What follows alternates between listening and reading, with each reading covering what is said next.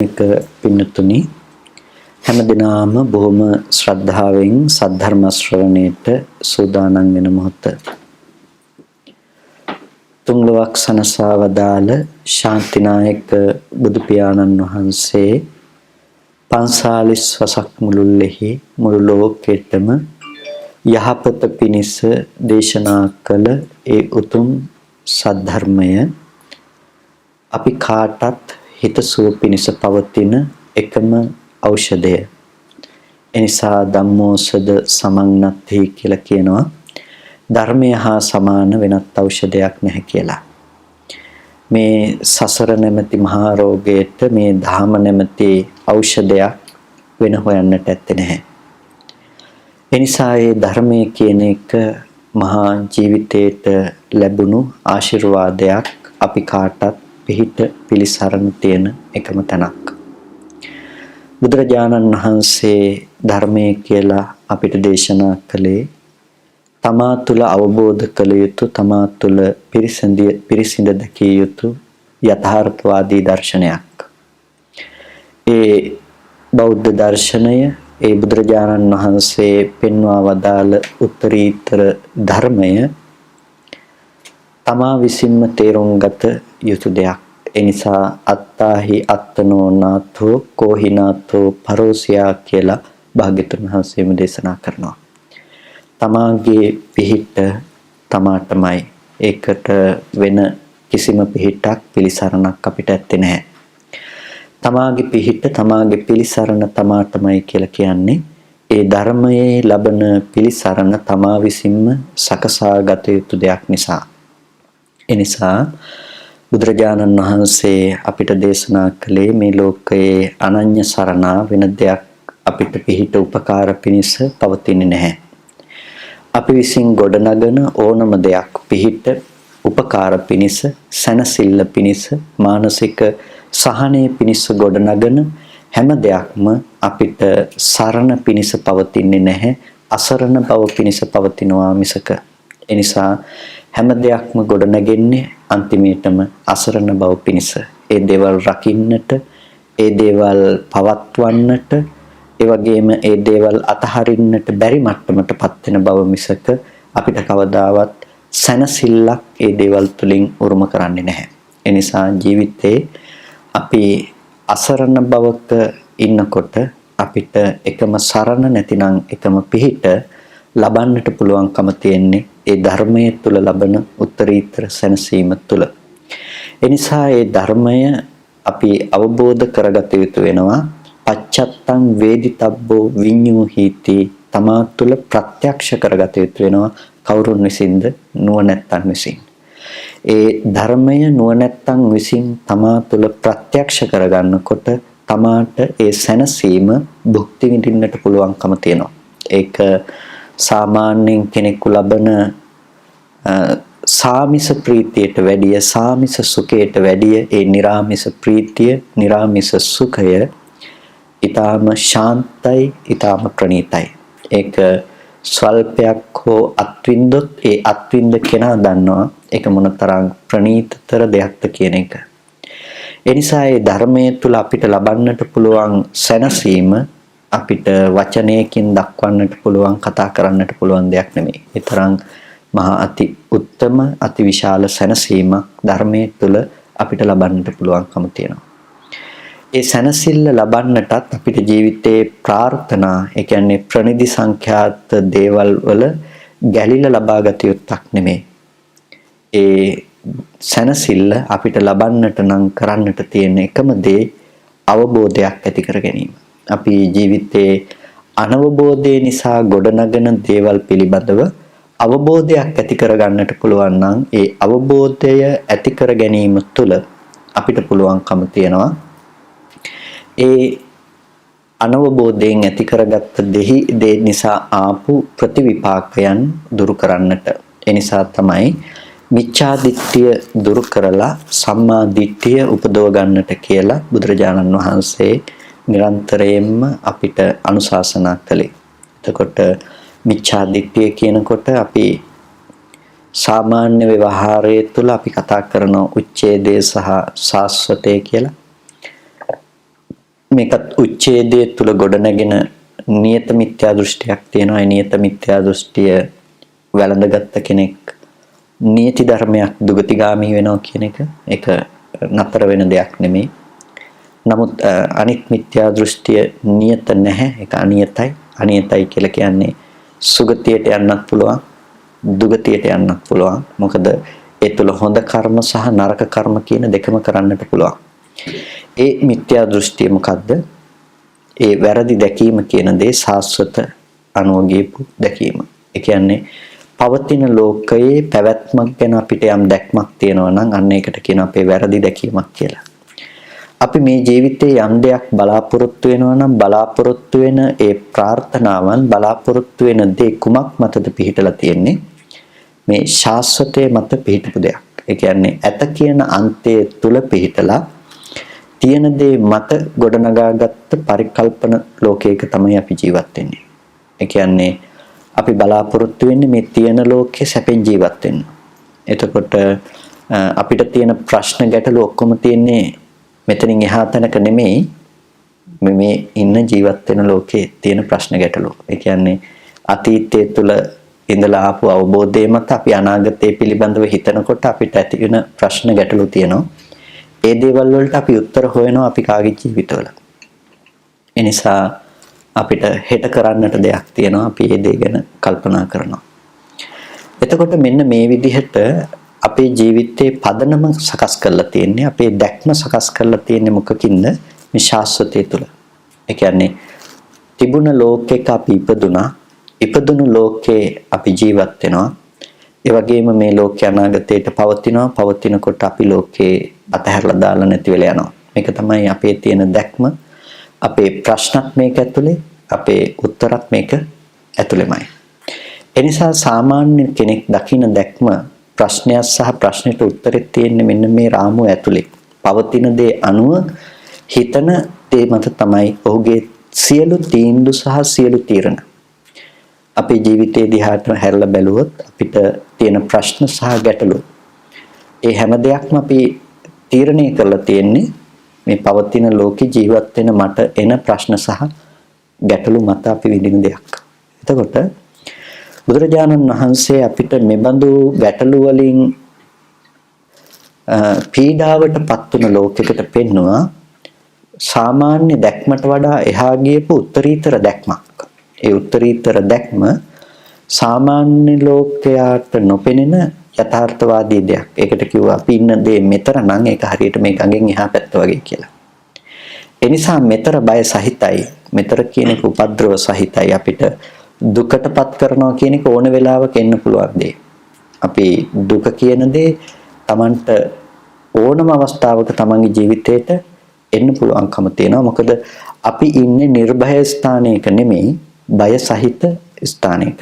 හරියට අර කැටකුරුල්ලගේ කතාව අහලා තියෙනවනේ කැටකිරිල්ලගේ. අන්න ඒ වගේ.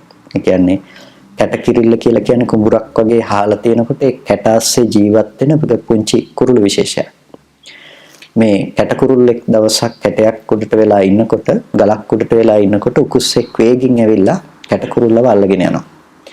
එතකොට කැටකුරුල්ලව අල්ලගෙන යනකොට කැටකුරුල්ල හයියෙන් බැන ගන්නවා ඔබට හොඳ වැඩේ.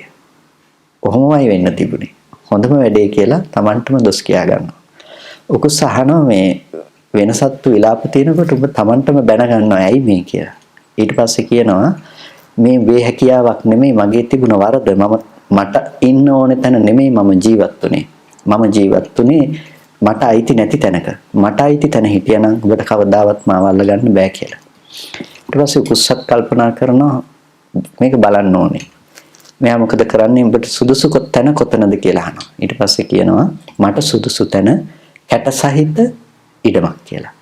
ඒ කියන්නේ අර පස් පිඩලි පෙරලලා තියෙන ඉඩමක් කියලා. කුස්සා ගිහිල්ලා ඒ තැනකින් මේ කැටකිරිල්ලව දානවා. කැටකිරිල්ල කැටයක් උඩට වෙලා ඉඳලා උකුස්සට සංඥාවක් දෙනවා දැන් හරි කියලා. උකුස්සා වේගෙන් උඩ ඉඳලා ඉතාමත් වේගෙන් එනවා කැටකිරිල්ල වල්ල ගන්න කියලා. ළඟට එනකන් ඉඳලා ඉතාමත් වේගෙන් මේ කිරිල්ල අර කැටය අස්සට පස් කැටය ඇතුළට රිංග ගන්නවා. අර වේගෙන් ආපු උකුස්සට තමන්ගේ වේගය රඳව ගන්නට බැරුව අර කැටයට වැදිලා මරණයටපත් වෙනවා. මේ පුංචි උපමා කතාවෙන් බුදුරජාණන් වහන්සේ අපිට පෙන්නනවා තමාගේ විශේෂ සහ අනුන්ගේ විශේෂ කියලා කාරණා දෙකක්. ඒ කියන්නේ අනුන්ගේ විශේෂෙහි ඉන්නකම් අපිට දුකටපත් වෙන්න සිද්ධ වෙනවා. අනුන්ගේ විශේෂ මායාවේ විශේෂ. එතකොට මායාවේ විශේෂ තුල ඉන්න අපි ඕනම වෙලාවක දුකටපත් වෙන්න පුළුවන්කම තියෙන එක කොයි වෙලාවේද කියන එක කියන්න පුළුවන් කමක් නැත්තේ නැහැ. නිරන්තරයෙන්ම පීඩාව ප්‍රශ්න වලට පිළිතුරු සැපයීම මේක අපේ ජීවිතේ වෙලා තියෙනවා. ඊට අමතරව අපිට ඕන වෙලාවක කායික මානසික පීඩා ලෙඩ දුක් ඒ වගේම කැමැතිසේ නොවීම අප්‍රියයන්ගෙන් වෙන්වීම ප්‍රියයන්ගෙන් වෙන්වීම අප්‍රියයන් හා එක්වීම මේ ඕනම දුකක් අපිට ඕන වෙලාවක එන්න පුළුවන්කම තියෙනවා. එතකොට මේ කුමක් නිසාද අපිට අයිති භූමියේහි අපි ඉන්නේ නැතිකම නිසා. අපි දුක් වෙනවා අහවල් කෙනා මට බැන්නා අර කෙනා මට දොස් කිව්වා මගේ අහවල් ඥාතිය බොහොම ලෙඩෙන් ඉන්නවා මට මේ වගේ මෙච්චර ප්‍රශ්න තියෙනවා කියලා අපි ගොඩාක් දුක් විඳිනවා අපි වෙහෙසටපත් වෙනවට උත්තර හොයනවා හැබැයි අපි දන්නේ නැහැ මේකට උත්තරේ උනේ කවුරුත් ලෙඩ වුණේකවත් කවුරුත් බැනපු එකවත් කවුරුත් අපිට කැමති විදිහට නොවුන දේ මතවත් නෙමෙයි මේකට එකම හේතුව මට අයිති භූමිය තුළ මම ඉන්නේ නැතුව එකෙන් එළියට ගියප එක කියලා අපි තමන්ගේ පැත්තට හැරිලා ප්‍රශ්න දිහා නැවත බලන්නේ නැහැ. ඒ නිසා ධර්මා දාස කියලා කියන්නේ ආදාස කියන්නේ කණ්ණාඩියට. ධර්මයේ කියන එක හරියට කණ්ණාඩියක් වගේ. ඒක දිහා බැලුවාම පේන්නේ ලෝකෙ දිහා නෙමෙයි ඒක දිහා බැලුවාම පේන්නේ තමන්ව. එතකොට තමන්ව පේනවා නම් කෙනෙක් යා තීරණය කරනවා මේ හැම ප්‍රශ්නයකටම මුල තියෙන්නේ ලෝකෙ නෙමෙයි තමන්ගේ පැත්ත කියලා. එහෙනම් විසඳුම හොයන්නත් යන්නේ එයා ලෝකෙ නෙමෙයි තමන්ගේ පැත්තෙන්. අද අපි හැම ප්‍රශ්නයකටම විසඳුම බලාපොරොත්තු වෙන්නේ ලෝකෙ තුල. ඒක තමයි ආර්ය ශ්‍රාවකයෙකුගේ සහ අනාර්යෙකුගේ අතර ඇති වෙනස. ඒ කියන්නේ ආර්ය ශ්‍රාවකයෙක් දන්නවා ප්‍රශ්නය එන තැන මොකද්ද කියලා විසඳුම දිය යුතු තැන මොකද්ද කියලා දන්නවා. ඒ නිසා තමයි බන්දුල මල්ලිකාව කලබල නොවුනේ. තමන්ගේ ස්වාමියා සහ පුතුන් 32 දෙනා ඝාතනය වුණා කියලා තල්පත එනකොට ඒක ඉනේ ගහගෙන දාන්නේ බෙදුවනේ. එතකොට ඒ මට්ටමට කම්පා නොවන සිතක් හැදිලා තිබුණේ එළියෙන් උත්තර හොයන්න යන්නේ නැතිකම මිසක ඇතුළත තියෙන දේ පිළිබඳව අවබෝධයක් තිබුණ කම නිසා මිසක වෙනත් දෙයක් නිසා නෙමෙයි. දැනගෙන හිටියා ප්‍රශ්නෙට උත්තරය තියෙන්නේ බාහිර නෙමෙයි තමා ළඟමයි කියලා. ඒ නිසා තමන්ගේ පැත්තට හැරිලා හිටපු බන්දුල මල්ලිකාවට ඒ තරම්ම ගැටලුවක් එකෙන් ආවේ නැහැ. ආවේ නැත්තේ එක්කෙනාගේ බැඳීම එහෙම නැතිනම් අපි කිව්වොත් එහෙම ලෞකික වශයෙන් දරුවන්ට ඇති අනාදරය නිසා නෙමෙයි. ඒක ආවේ නැත්තේ ධර්මයේ පිළිබඳව තිබුණ ධර්මයේ පිළිබඳව දැකපු අවබෝධයක් තිබුණ කම නිසා. එහෙනම් අපිට පේනවා ලෝකයේ ස්වභාවිකව සිද්ධ වෙන දේ බන්දුල මල්ලිකාව ඒ වෙලාවේ දුක් වුණා කියලා මරුණායට පණෙන්නේ නැහනේ. හැබැයි යථාර්ථය නොදන්න අපිට අපේ ජීවිතේට ටිකක් ආදේශ කරලා බැලුවොත් අපිට මහා පුදුමාකාර දුකක් වෙන මානසික රෝගයක් හැදෙන්න තරම් දුකක් වෙන දෙයක් බවට ඒක පරිවර්තනය වෙයි. පටාචාරාවට උනා වගේ අපිට වෙන්න පුළුවන්කමක් තියෙන අවස්ථාවක්.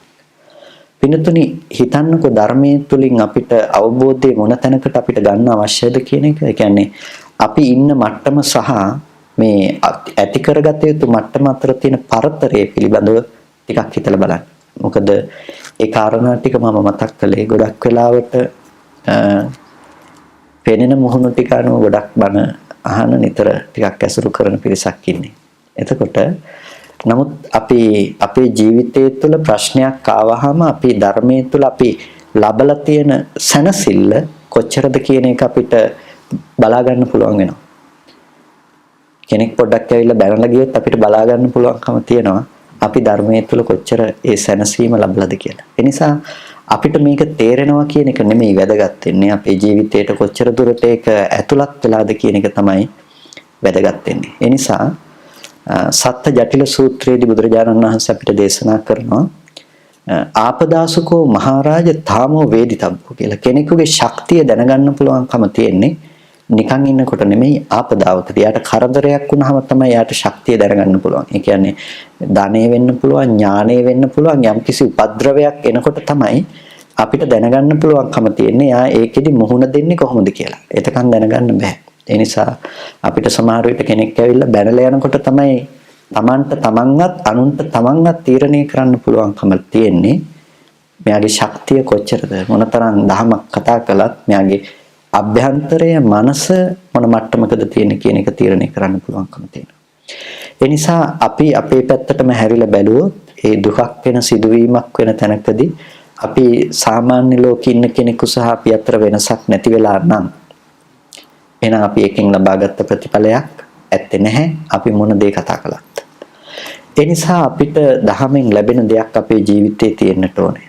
ඒ නිසා අපි කතා කරනවා වගේම ඒක ජීවිතේට ප්‍රායෝගිකව භාවිත කරන දකින්න දෙයක් බවට පත් වුණොත් තමයි ඒ මට්ටමට අපිට මේක ගන්න පුළුවන්කම තියෙන්නේ. එහෙම නැති වුණොත් ඒක නිකන් අපි ගත්ත වචන ටිකක් පමණක් වෙනවා. එතනින් එහාට ඒක ජීවිතේට යොදා නොගත්ත දෙයක් බවට පත් වෙනවා. ඒ නිසා කුල්ලූපම කොටනේ බුදුරජාණන් වහන්සේ ධර්ම දේශනා කළේ. පහුරක් වගේ උපමාව කරගත්තේ. පහුර කියන එක කරේ තියාගෙන යන්න තියෙන දෙයක් නෙමෙයි. අපිට ඈතර වෙන්න තියෙන දෙයක්. ඈතර වෙන්න තියෙන දේ ඈතර වීම සඳහා භාවිත කළ යුතුයි. ඒක සමහර විට අද කාලේ නම් ටිකක් අවභාවිතාවට ලක් වෙන ඔය උදාහරණේ. ඒ කියන්නේ ධර්මයේ රකින්නට ඕනේ අපි ඈතර වුණාම මේක ඉවරයි කියලා. නමුත් මේකෙන් කතා කරන්නේ ඒක නෙමෙයි.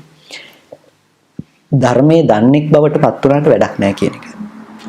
අපි කොච්චර ස්කන්ධ ධාතු ආයතන සිත් පිළිබඳව අපි බෙදලා කතා කළත් අපි ධර්මයේ දන්න කෙනෙක් නම් බිහි වෙලා තියෙන්නේ මම හොඳට බණ දන්නවනම් ඒකෙන් වැඩක් නැහැ. එනිසා ධර්මයේ දන්න තව පුද්ගලයෙකුගෙන් නෙමෙයි අපිට ප්‍රයෝජනෙ තියෙන්නේ. ධර්මය අවබෝධ කරගෙන පුද්ගල බව දුරු කරගන්න උත්සාහවත් වෙන කෙනෙකුගෙන් තමයි ප්‍රයෝජනෙ තියෙන්නේ. එනිසා ධර්මය කරේ තියාගෙන යනවා කියලා කියන්නේ පහුර අර පුද්ගල බව වැඩි කරගන්න. ඒ කියන්නේ මම හොඳ ධනවතෙක් කියලා කෙනෙක් සතුටු වෙනවා නම් සහ මම හොඳට ධර්මයේ දන්න කෙනෙක් කියලා කෙනෙක් සතුටු වෙනවා නම් මේ දෙක අතර කිසිම වෙනසක් නැත්තේ නෑ. මේ දෙකම එකයි. අරයා ධනෙ තියනවා කියලා සතුටු වෙනවා. මේක නම් මම හොඳට ධර්මයේ දන්නවා කියලා සතුටු වෙනවා. මේ දෙකම එකයි. ඒ නිසා ඒ ධර්මයේහි ලබන සැනසෙල්ල ගැන අපිට පේනවා නම් අන්න ඒක තමයි අපි ධර්මයක් අවබෝධ කිරීම තුළ අපිට ලැබිය යුතු දේ බවට පත් වෙන්නේ. ඒ නිසා අපි ඉස්සෙල්ලාම කළ යුතු දේ තමයි ධර්මයක හැසිරෙන කෙනෙකු විදිහට මේ රළු මට්ටමේ පුද්ගල භාවය මේ ගොඩනගෙන ස්වභාවයේ දුර වෙන විදිහට අපේ නුවණ සහ සිහිය පැවැත්වීම කියන කාරණේ. ඒ නිසා අපිට හැම වෙලාවකදීම අපිට අවබෝධ කරගන්නට වෙනවා තමාගේ ස්වභාවය කියන එක. සූත්‍රයක් තියෙනවා වීනෝපම සූත්‍රය සංයුත්ත නිකායේ සලායතන සංයුත්තේ වීනෝපම සූත්‍රය. වීණාවක් උපමාවට අරගෙන දේශනා කරන සූත්‍රයක්. එතකොට මේ සූත්‍රයේදී බුදුරජාණන් වහන්සේ දේශනා කරනවා මේ ලෝකේ සත්වයාගේ ස්වභාවය පිළිබඳව. මේ ලෝකේ සත්වය රූපය සාරවත් කොට ගත්ත කම නිසා රූපය ඇසුරු කරගෙන පවතින නිසා රූපේහි සතුටු වෙන කම නිසා එයාගේ ජීවිතේට මහ එක ඒ මනෝභාවයේ කණ්ටකයක් ඒක කටුවක් කරදරයක් බාධාවක් ඒ හැමදේම ගේන්න පුළුවන් දේ එයාට ගෙනල්ලා දෙනවා. ඒ වගේම ශබ්දයේ ගන්ධයේ රසයේ ස්පර්ශය ගැන දේශනා කරනවා. අපේ ජීවිතයේ ස්වභාවය තමයි ආයතන 6න් එන අරමුණු වලට අපි රැවටෙන එක. අපි ඒක ගොඩක් වෙලාවට කතා කරලා තියෙන දෙයක්. ආයතනයන්ගේ රැවටෙන ස්වභාවය පිළිබඳව. ඒ කියන්නේ ඇහැ පිළිබඳව අපි රැවටෙනවා. රූපේ පිළිබඳව අපි රැවටෙනවා. ඇහැ පිළිබඳව රූපේ පිළිබඳව රැවටෙනවා කියලා කියන්නේ ඒ දේවල් යථාර්ථයක් ලෙස ලෝකේ පවතින ධර්මයන් විදිහට අපි ඒ දේවල් වල මුලාවටපත් වෙනවා. යථාර්ථය දකින්නේ නැහැ. එතන පවතින ඇත්ත ස්වභාවය අපිට පේන්නේ නැහැ. ඒ නිසා අපි හිතනවා ඒ දේ ඇත්තටම යථාර්ථයක් විදිහට ලෝකේ පවතින එකම ධර්මතාවයක් කියලා. ඒ කියන්නේ මේ අපි හිතාගෙන ඉන්න ගෙවල් දොරවල් තියෙන යාන වාහන තියෙන මිනිස්සු ඉන්න මේ ලෝකේ ඇත්තටම පවතින දෙයක් කියලා අපි හිතනවා. එතකොට දැන් අපිට සිද්ධ වෙනවා ටිකක් නුවණක් පවත්වන්නට මේ රූපය පිළිබඳව යථාර්ථවාදී නුවණක් පවත්වනකොට අපිට මොකද්ද පේන්නේ? මේ රූපය කියන එක ඇත්තටම හිස් දෙයක් හැටියට අපිට දකින්න පුළුවන්කම තියෙනවා. ඇයි හිස් දෙයක් කියලා කිව්වේ? රූපයේ ස්වභාවය තමයි සත්පුද්ගල ආත්ම භාවයක් නොවූ අනාත්ම ස්වභාවය. ඒ කියන්නේ දැන් ඔබට පේනවා නම් වටපිටාවේ ඉන්න තව පුද්ගලයෝ ඔබට කවදාවත් වටපිටාවේ ඉන්න පුද්ගලයෝ දකින්න බෑනේ. කාටවත් වටපිටාවේ ඉන්න පුද්ගලයන්ව දකින්න බෑ. ඇහැට පේනවද තව කෙනෙකුගේ හිත පේනවද ඇහැට? තව කෙනෙකුගේ හිත ඇහැට පේන්නේ නැහැ. පේන්නේ මොකද්ද? වර්ණ සටහනක්. එතකොට ඒ වර්ණ සටහන කියන එක පුද්ගලයෙකුනේ නැහැ. වර්ණ සටහන කියන එක අනාත්ම ස්වභාවයක්. ඒකට කියන්නේ චිත්‍රය කියලා. මේ චිත්‍රය කියන වචනය ඊටම වැදගත් වචනයක්. ඒ චිත්‍රය කියලා කියන්නේ මේක එකපාර පතිත වෙන වර්ණ කලාප ටිකක් විතරයි. ඒක හැම වෙලෙම විටින් විට එන වර්ණ කලාප ටිකක් නෙමෙයි. එකපාර එන ආලෝක සටහනක් නැවතෙන්නේ නැහැ. ඒ නිසා තමයි චිත්‍රය කියන වචනේ කියන්නේ. අද විදිහට අපි කියව ෆොටෝ එකක්. එකපාර එකයි. එතකොට අර පරණ කාලේ චිත්‍රපටිය පෙන්නනවා වගේ නෙගටිව් පටිය හරහා වේගෙන් ඒක කැරකෙනකොට අපිට පේනවා අතපය උස්සන මිනිස්සු පේනවා. අන්න ඒ සිද්ධියම තමයි ඇහැටත් අපිට සිද්ධ වෙන දේ බවට පත් වෙන්නේ. අපි කිව්වොත් අපිට 3D ව පේනවා වෙන්න පුළුවන්. නමුත් ඇත්තටම සිද්ධ වෙන දේ තමයි චිත්‍රයක් කියන එක. එතකොට වර්ණ සටහනක් වේගෙන් ක්‍රියාත්මක වෙනකොට අපිට පේනවා පුද්ගලයෙක්. පුද්ගලයෙක් පේනව නෙමෙයි. පුද්ගලයෙක් මොනව කරනවා? විඳිනවා අපි. පුද්ගලයෙක් දැනගන්න මට්ටමක් එන්නේ. ඒ කියන්නේ එක මොහොතක යන්නේ එක චිත්‍රයයිනේ. චලන චිත්‍රය කියලා කියන්නේ. ඒ කාලේ තිබිලා තියෙන චලන චිත්‍රය කියන්නේ අපි අද කාලේ විදිහට නම් කියනවා කාටුන් චිත්‍රපටි මුලින් පරණ කාටුන් චිත්‍රපටි තිබුණේ. ඒකට චිත්‍ර ඇඳලා වේගෙන් ඒක යනකොට අපිට පේනවා අතපය දිගාරින කාටුන් චරිත දකින්න පුළුවන්කම තියෙනවා. අන්න ඒ වගේම එදා කාලෙත් ඒ දෙත් තිබිලා තියෙනවා අද විතරක් නෙමෙයි. එතකොට අන්න ඒ වගේ දෙයක් අපිට පේනවා. එතකොට මිනිස්සෙක් පුද්ගලයෙක් හෙළවෙන දෙයක් කියලා අපි කතා කරනවා. හැබැයි ඇහි යථාර්ථය සහ රූපයේ යථාර්ථය මොකද්ද? මොහොතින් මොහොත එක චිත්‍රයයි පේන්නේ. එක චිත්‍රයයි තියෙන්නේ. හැබැයි මීට කලින් තිබුණා කියන එක කොහෙන්ද ගෙනල්ලා දෙන්නේ? තමන්ගේ මනසින් ගෙනල්ලා දෙන එක. මීට කලින් තිබුණා. අත අපි මෙහෙම ඔසවනකොට මේ මට්ටමේ තිබුණු අත තමයි මෙතනට ඉසුනේ. මේ මට්ටමේ තිබුණු අත තමයි මෙතනට එසුනේ. එතකොට මේ විදිහට දැන් අපිට මේ මට්ටමට එනකොට ඊට යට මට්ටමේ තිබුණු අත පේනවද ඔයගොල්ලන්ට? ඒක පේන්නේ නැහැ. හැබැයි අපි තීරණය කරනවා පහළ මට්ටමේ තිබුණු අත මෙතනට ආවා කියලා. එතකොට මේ මට්ටමේ අත මෙතෙන්ට ආවා කියලා. දැන් අපිට වේගවත් සිද්ධියක ප්‍රතිඵලය තමයි ඔසෝපු අතක් පෙනිලා තියෙනවා. ඒක විතරක් නෙමෙයි අත ඔසෝපු පුද්ගලයෙක් මේ පැත්තේ ඉන්නවා කියලා අපි කල්පනා කරනවා. ඇත්තටම අපේ ටැංකිය ඇතුලේ මනෝවිඤ්ඤාණය කියන මේ රාමුව ඇතුලේ තිබිලා තියෙන එකම දේ තමයි වර්තමානයේ එන රූපේ විඳිනකම. ඇහැට එන රූපය මේ මොහොතේදී මේ මට්ටමේ රූපේ, මේ මොහොතේදී මේ මට්ටමේ රූපේ. එච්චරයි අපි දැනගෙන තියෙන්නේ. හැබැයි මේ ටික ඔක්කොම එකතු කරලා ගත්තාම අපිට පේනවා එක දිගට අත ඔසවපු මිනිස්සෙක් ඉන්නවා කියලා. එතකොට එක දිගට අත එසවීම කියන මේ ක්‍රියාව පිළිබඳව අපිට පේනවා මිනිස්සෙකුගේ අත එසවීම. අත එසවීම අයිති තවත් එක පුද්ගලයෙක් මේ ලෝකේ ජීවත් වෙනවා. ඒ වගේම ඒ අත එසවීම කරපු පුද්ගලයා දකින්නේ කවුද? ඒ හැම දෙයකම දැක්ක තමන් මේ පැත්තේ ඉන්නවා. ඒ තමන් තමයි ඒ පුද්ගලයාව දකින්නේ. දැන් ඔන්න මම සහ තව පුද්ගලයෝ ලෝකේ නිර්මාණය වෙලා තියෙනවා. දැන් අපිට පුළුවන් ඔය ඉන්න පුද්ගලයන්ට කැමැත්ත ඇති කරගන්න පුළුවන්කම තියෙනවා. අකමැත්ත ඇති කරගන්න පුළුවන්කම තියෙනවා. ඒකට කියනවා ඡන්දය සහ රාගය, ඡන්ද රාගය කියලා, පටිඝය කියලා කියන අකමැත්තට. එතකොට මෙන්න මේ ඡන්ද රාගය සහ අකමැති වෙන ස්වභාවය අපිට දැන් ඇති කරගන්න පුළුවන්කම තියෙනවා. ඇයි පුළුවන්කම ලැබුණේ? පුළුවන්කම ලැබුණේ කෙනෙක් එළියේ එක දිගට ජීවත් වෙන මිනිසෙක් ඉන්නකම නිසා. අපි මේකට ආස කළේ මේ මිනිසෙක් එක දිගටම එළියේ ජීවත් වුන නිසා. ඒ වගේම අපි අනාගතය ගැන මේ කෙනා මෙහෙම වෙනවා නම් හොඳයි කියලා අපි කතා කරන්නේ, කල්පනා කරන්නේ මොකක් නිසාද? මේ අතීතේ ඉඳලා ආපු කෙනා අනාගතයට ජීවත් වෙනවා කියලා අපි හිතන කම නිසා. අපි අතීතෙද රැවටුණා, ඒ කෙනාමයි වර්තමානයේ ඉන්නේ කියලා මේ මොහොත රැවටෙනවා. ඒ රැවටෙන එක මත අපි ප්‍රනිදි අනාගතයට ගොඩනගනවා. දැන් ඔන්න අපේ ලෝකේ හැදිලා තියෙනවා මේ විදිහටම ශබ්දයේ පැත්තෙන්, ගන්ධයේ පැත්තෙන්, රසයේ පැත්තෙන්, ස්පර්ශයේ පැත්තෙන් වෙනකොට දැන් අපිට ප්‍රාර්ථනා කරන්න දේවල් තියෙනවා. අහවල් කෙනා මේ මට්ටමින් ජීවත් වෙනවා නම් හොඳයි. මම මේ මට්ටමටපත් වෙන්න තියෙනවා නම් හොඳයි. එතකොට මේ විදිහේ දේවල් ටිකක් මට උපේ ගන්න තියෙනවා නම් හදා ගන්න තියෙනවා නම් හොඳයි. දැන් අපේ ජීවිතයේ අද පවතින මට්ටම අපිට හම්බෙලා තියෙනවා.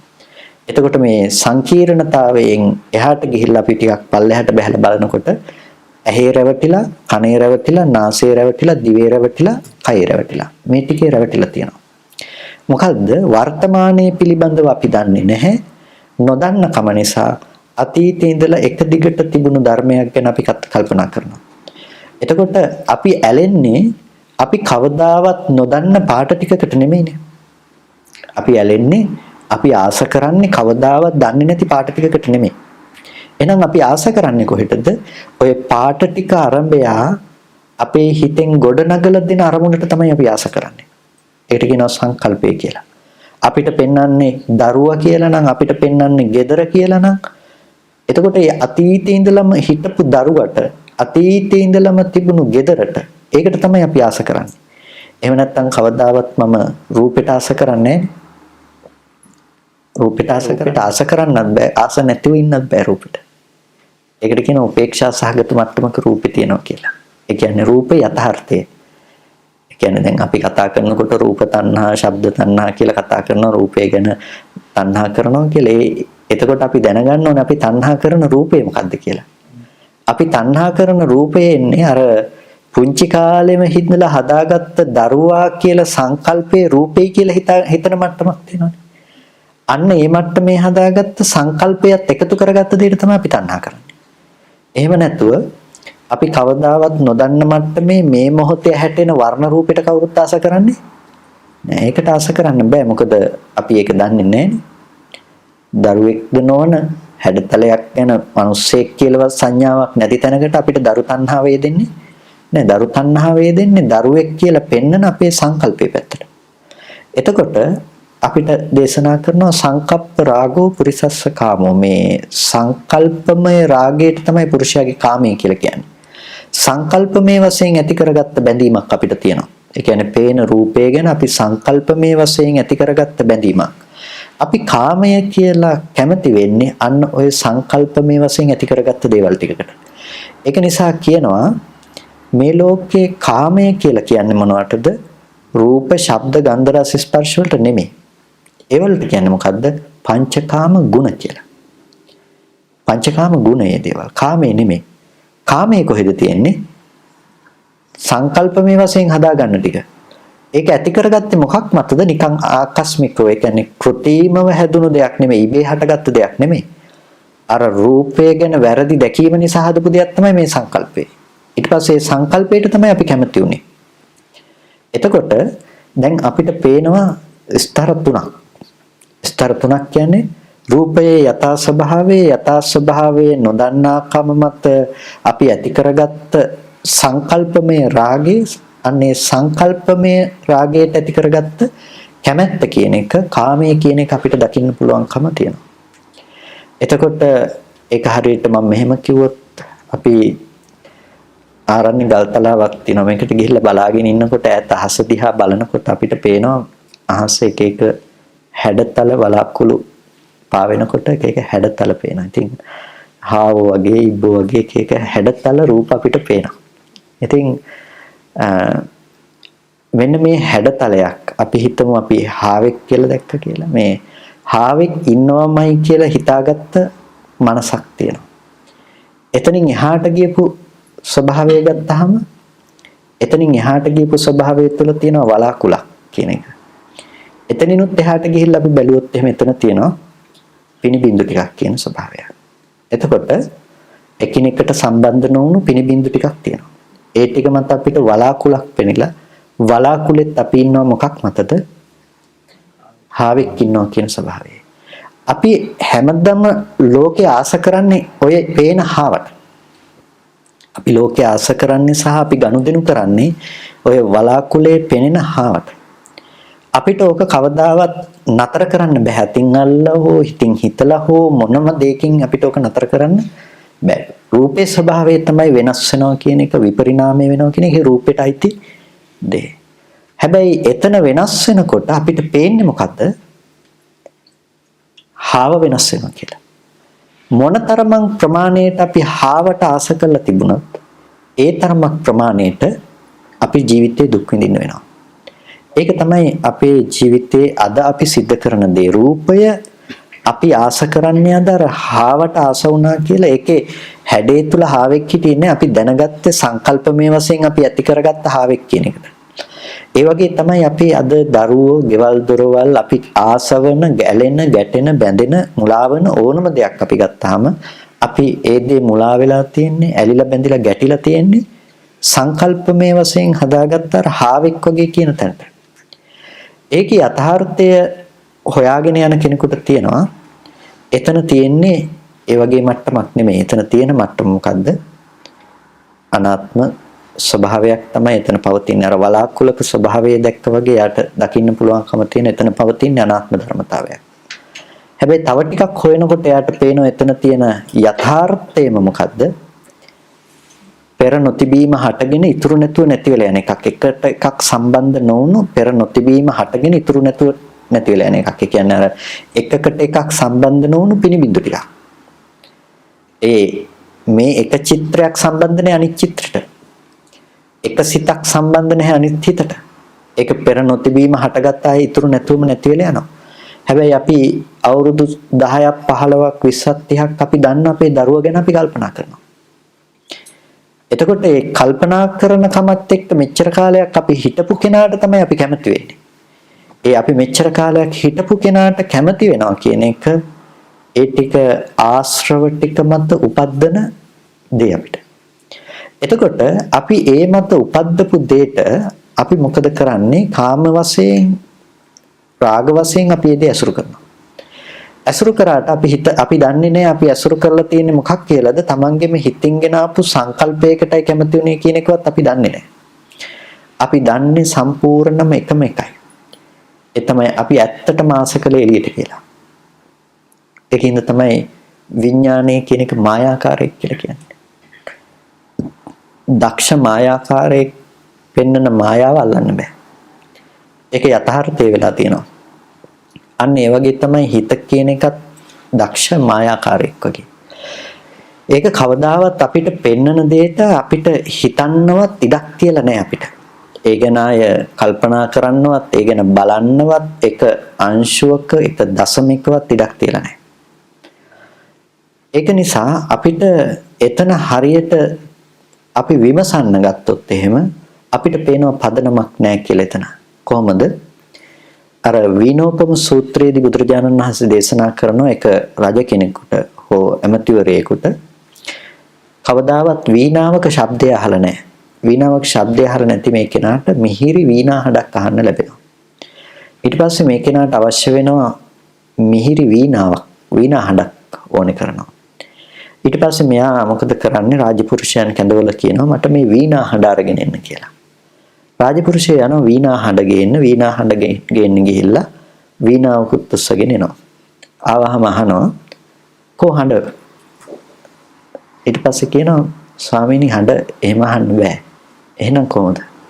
මේක නිකන් ඇහෙන එකක් නෙමෙයි. මේ වීණාව, වීණාවේ බෙරය, වීණාවේ තත්, වීණාවේ මේ තියෙන පොටවල්, ඊට පස්සේ මේ වීණාවේ දණ්ඩ, ඊට පස්සේ වීණාව වාදනය කරන පුරුෂයා, ඒ පුරුෂයාගේ හැකියාව, මෙන්න මේ දේවල් මත මේ ඔක්කොගේම එකතුව තමයි මොකද්ද? වීණාවෙන් එළබෙන මිහිරි හඬ කියන එක. ඊට පස්සේ මේ රජුරෝ කියනවා වීණාවේ හඬ ලැබීම සඳහා මට මෙච්චර උපද්‍රවයක් විඳින්න ඕනේ නා. අපරාධි මගේ කාලෙත්. වීණාවේ හඬ ලැබීම සඳහා මට මෙච්චර උපද්‍රවයක්, මෙච්චර කරදර ගොඩක් එකතු කරගන්න ඕනේ නම් අපරාධි මගේ කාලෙත්. ඔක කුඩු කරලා, ගිනි තියලා කුඩු කරලා ඔකේ අලු ටික එක්ක හුලඟි පා කරලා අරින්න නැත්නම් වතුර පා කරලා අරින්න කියන. මෙන්න මේ උදාහරණ කතාවෙන් බුදුරජාණන් වහන්සේ අපිට බොහොම ලස්සන දෙයක් දේශනා කරනවා. ඒ කියන්නේ මේ වීණාවේ හඬ තමයි ඕන වෙන්නේ. අපිටත් ඕන වෙන්නේ වීණාවේ හඬ.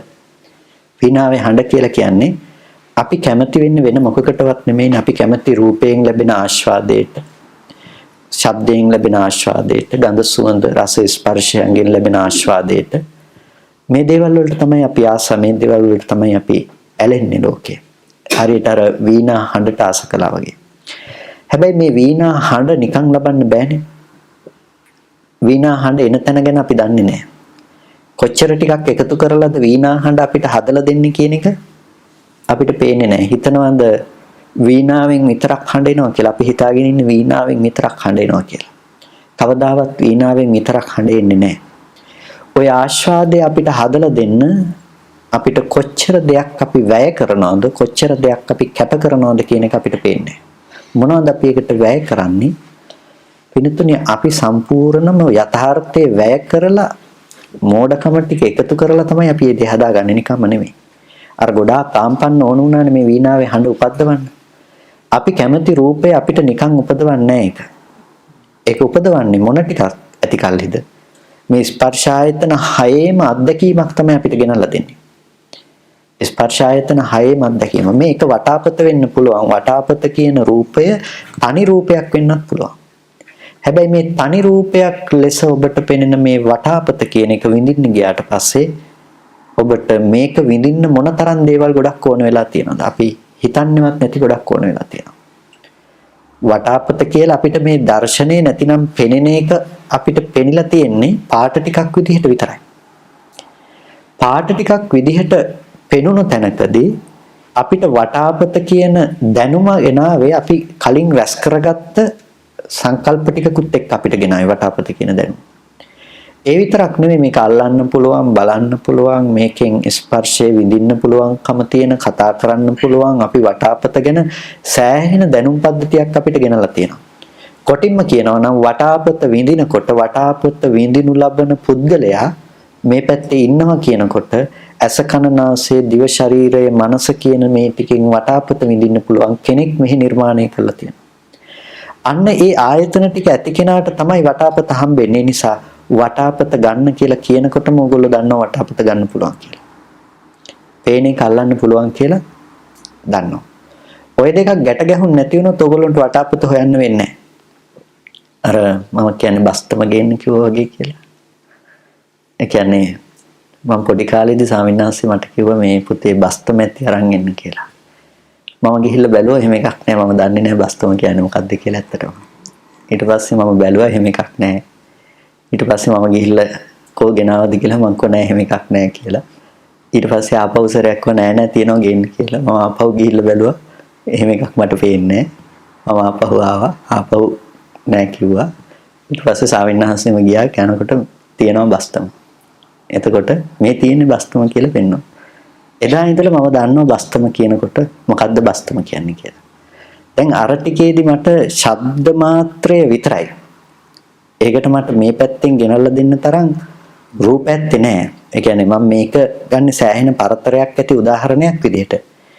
ඒ කියන්නේ දැන් ඔතන අපි ශබ්දයේ තුල රැවටෙනවා කියන එක රැවටිලා ඉවරනේ කතා කරන කෙනා පුද්ගලයා හම්බෙනවා කියන ශබ්දයේ තුල රැවටිලා ඉවර ඒක වෙනම දෙයක්. නමුත් අපි මේ ශබ්දයේ ආරම්භය දැන් මට ඇති කරගන්න නිමිති තිබුණේ නැහැ. බස්තම කියනකොට ඒක එළිය දකින්න පුළුවන් කියලා නිමිත්තක් මට තිබුණේ නැහැ. ඒක ශබ්ද ටිකක් විතරයි මට. බස්තම කියන එක ශබ්ද ටිකක් විතරයි. ඒ ආරම්භය මතක් වෙන්න නිමිති ඇත්තේ නැහැ. ඒ නිසා ඔයගොල්ලෝ හිතනවාද කවදාවත් මට බස්තම නැති වෙනකොට එන දුකක්, බස්තම කැඩෙනකොට එන දුකක්, බස්තම නිසා කවදාවත් දුකක් විඳින්න වෙයි කියලා? මම කවදාවත් බස්තම නිසා එන දුකක් විඳින්නේ නැහැ. මොකද මට බස්තමක් නැහැ ලෝකේ. ඒ නිසා මම බස්තම කියන දුකෙන් සම්පූර්ණම මිදිලා ඉවරයි. අන්න ඒ වගේ අපි මේ කතා කරන්නේ ඒ වගේ දන්නේ නැතුව යන දෙයක් ගැන නෙමෙයි. දැන දැක නිරෝධය කියන දේ සාක්ෂාත් කිරීමක් පිළිබඳව. කොටින්ම කියනවා නම් දැන් අපි කතා කළේ බස්තම කියන එක දැන් නූපදින තැනක් ගැනනේ. අන්න ඒ දෙයම නුවණින් කරලා බස්තම අනුත්පාද කරලා තියෙන බවක් ගැන මේ කතා කරන්නේ. ඒ කියන්නේ ලෝකේ අපි හිතාගෙන ඉන්නවා බස්තම කියන දේ එළියේ තියනවා කියලා. එහෙම හිතාගෙන ඉන්න මනසක් තියෙන කෙනාට උගන්වලා තියෙනවා මෙතන බස්තම කියනකොට කවදාවත් ඔබ දැකපු වර්ණ සටහන බාහිර ලෝකේ නැවත දකින්න බෑ. එතකොට අපි දන්නවා මේක ගන්න හොයන්න යන්නත් කලින්ම මම මීට කලින් දැකපු දේ කවදාවත් දකින්න බෑ කියන නුවණ මගේ ළඟ තියෙනවා. එතකොට මම යන්නේ කවදාවත් කලින් දැකපු දේ දකින්නත් නෙමෙයි. ඒ වගේම මම දන්නවා දකින්නකොට දකින්න රූපය ආරම්භය එදා දැනගත්ත බස්තම නෙමෙයි මේක කියන්නත් මම දන්නවා. එතකොට දර්ශනය පේන දේ තුල බස්තම නැහැ කියන නුවණක් තියෙන කෙනෙකුට බස්තම කියලා දැන ගැනීම මාත්‍රයක් විතරයි කියලා දන්න කෙනෙකුට ඒක මේ මොහොතේ හටගෙන ඉතුරු නැතුව නැති වෙනවා කියලා දන්න කෙනෙකුට මේ දෙක එකතු වෙන්නේ නැත්නම් කවදාවත් එයාට එහෙනම් ලෝකේ බස්තම වූ රූපයක් ඉපදිලා නැහැ. ඉපදිලා නැත්තේ එයා දන්නේ නැතිකම නිසා නෙමෙයි. එයා දන්න නිසා එයාට ඉපදිලා නැහැ.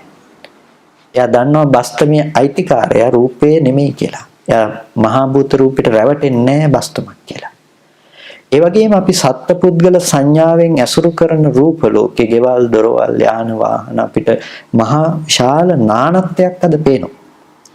මේ නානත්වයක් ගොඩනැගිලා මහා ගොඩාක් අපිට පේන තැනක තියෙන යථාර්ථය තමයි ඇත්තටම වර්තමාන මොහොතේ පෙර නොතිබීම හට ගන්න බව. ඒ තමයි අර බස්තම කියන එක අපිට ඇත්තටම හටගත්තේ වර්ණ සටහනක් විතරයි.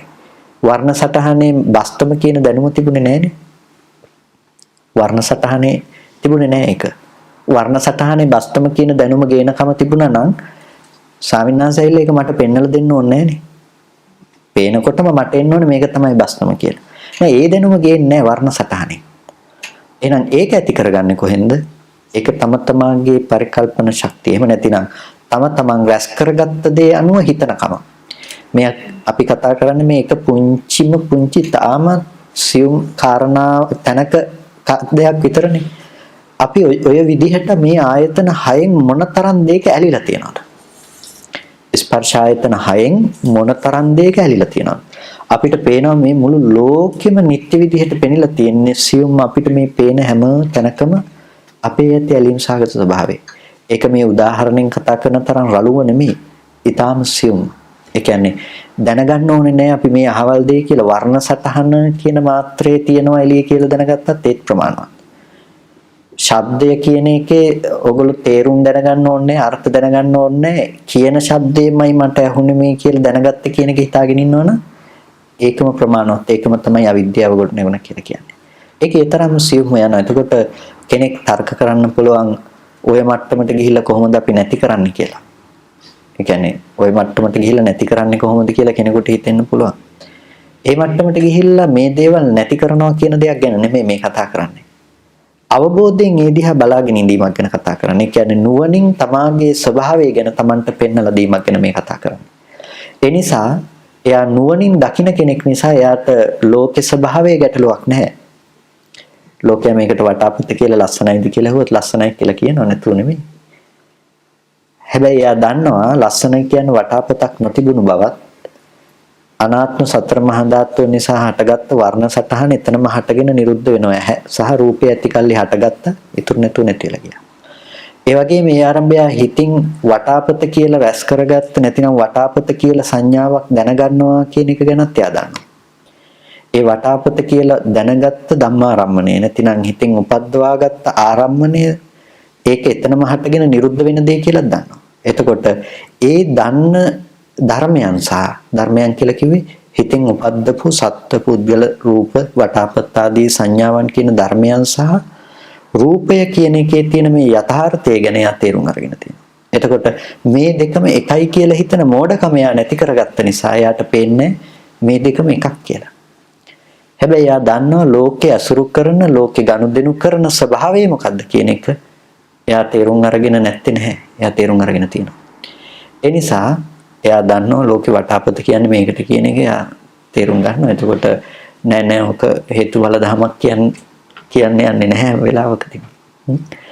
ඒ නිසා අපිට දැන් දැක්මක් ඇති කරගන්න අවශ්‍යතාවය තියෙනවා මෙන්න මේ කාරණාව මත. කියන්නේ මේක වැටහෙනවා නම් ඔබට තේරුම් ගන්න වෙනවා ඊටාම සියුම්ම මට්ටමින් මේක මොනතරම් ශුන්‍යතාවයක් ගැනද මේ කතා කරන්නේ කියලා. ශුන්‍යතාවයක් කියලා කියන්නේ සත්පුද්ගල ආත්ම භාවයක් නොවුණු පෙර නොතිබීම හටගෙන ඉතුරු නැතුව නැති වෙන ධර්මතාවයක් කියන එක තුළ අපිට පේනවා හිතන්නකෝ ස්පර්ශ ආයතන 6ම ওই විදිහට එකට එකක් ගැට ගහන්න නැතුව එකින් එක නිරෝධයක් අපිට පේනුනොත් ඇහැට පේන දේ නිරුද්ධ වෙන බව, කනට ඇහෙන දේත් නිරුද්ධ වෙන බව, නාසයට දැනෙන දේ, දිවට දැනෙන දේ, කයට දැනෙන දේ මේ ඔක්කොම නිරුද්ධ වෙන බව කෙනෙක් සාක්ෂාත් කළොත්. එතකොට ඒ කෙනාට කලින් දැකපු රූප අනාගතයට දකින්න ප්‍රාර්ථනා ප්‍රණිදි ඇත්තේ නැහැ. අතීතේ දැකපු දේ දැන් දකින්න පුළුවන් කියන එක නෑ. යදතීතම් පහින අතීත ප්‍රහිනයි කියන්නේ එයා දන්නවා. අපත්තං අනාගතං අනාගතේ එන්නේ නැහැ කියන්නත් එයා දන්නවා. පැමිණිලා නැහැ තාම. වර්තමානයේ ඇති වෙච්ච දේ මේ මොහොතේ හටගෙන මේ මොහොතේ නැති වෙලා යනවා කියලා එයා දකිනවා. ඒ දකින්න කෙනාට අතීතේ නැති වෙලා අනාගතේ නැති වෙලා වර්තමානයේ මැදයි කියලා දකින්න යාට වර්තමානයේ කියන එකත් වෙනම පනවන්න තැනක් නැතිලා තියෙනවා. ඇයි? එයා වර්තමානයේ පිරිසිඳ දැකලා තියෙනවා. එතකොට හේතුඵල ධමක පැවැත්මක් විතරයි යාට ලැබෙන්නේ. එයාගේ දර්ශනය ඥාන දර්ශනයේ පවතින්නේ ඔය හේතුඵල ධමක පැවැත්ම තේරුම් ගැනීම මත පමණයි. ඒ කියන්නේ එයාට මේ ලෝකේ ඇලෙන්න හෝ ගැටෙන්න හෝ දෙයක් නැති තත්වයකටපත් වෙලා තියෙනවා.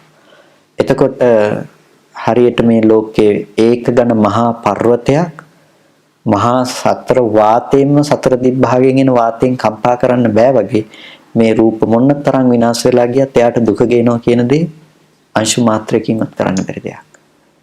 එයාට රූප ශබ්ද ගන්ධ රස ස්පර්ශ වලින් එයාට සැපයටපත් කරනවා හෝ දුකටපත් කරනවා කියන දේ එක දශමයකින්වත් එයාට කරන්න බැරි දෙයක් කියලා. ඇයි මේ කෙනා ඒ එකකින්වත් යුක්ත නැහැ.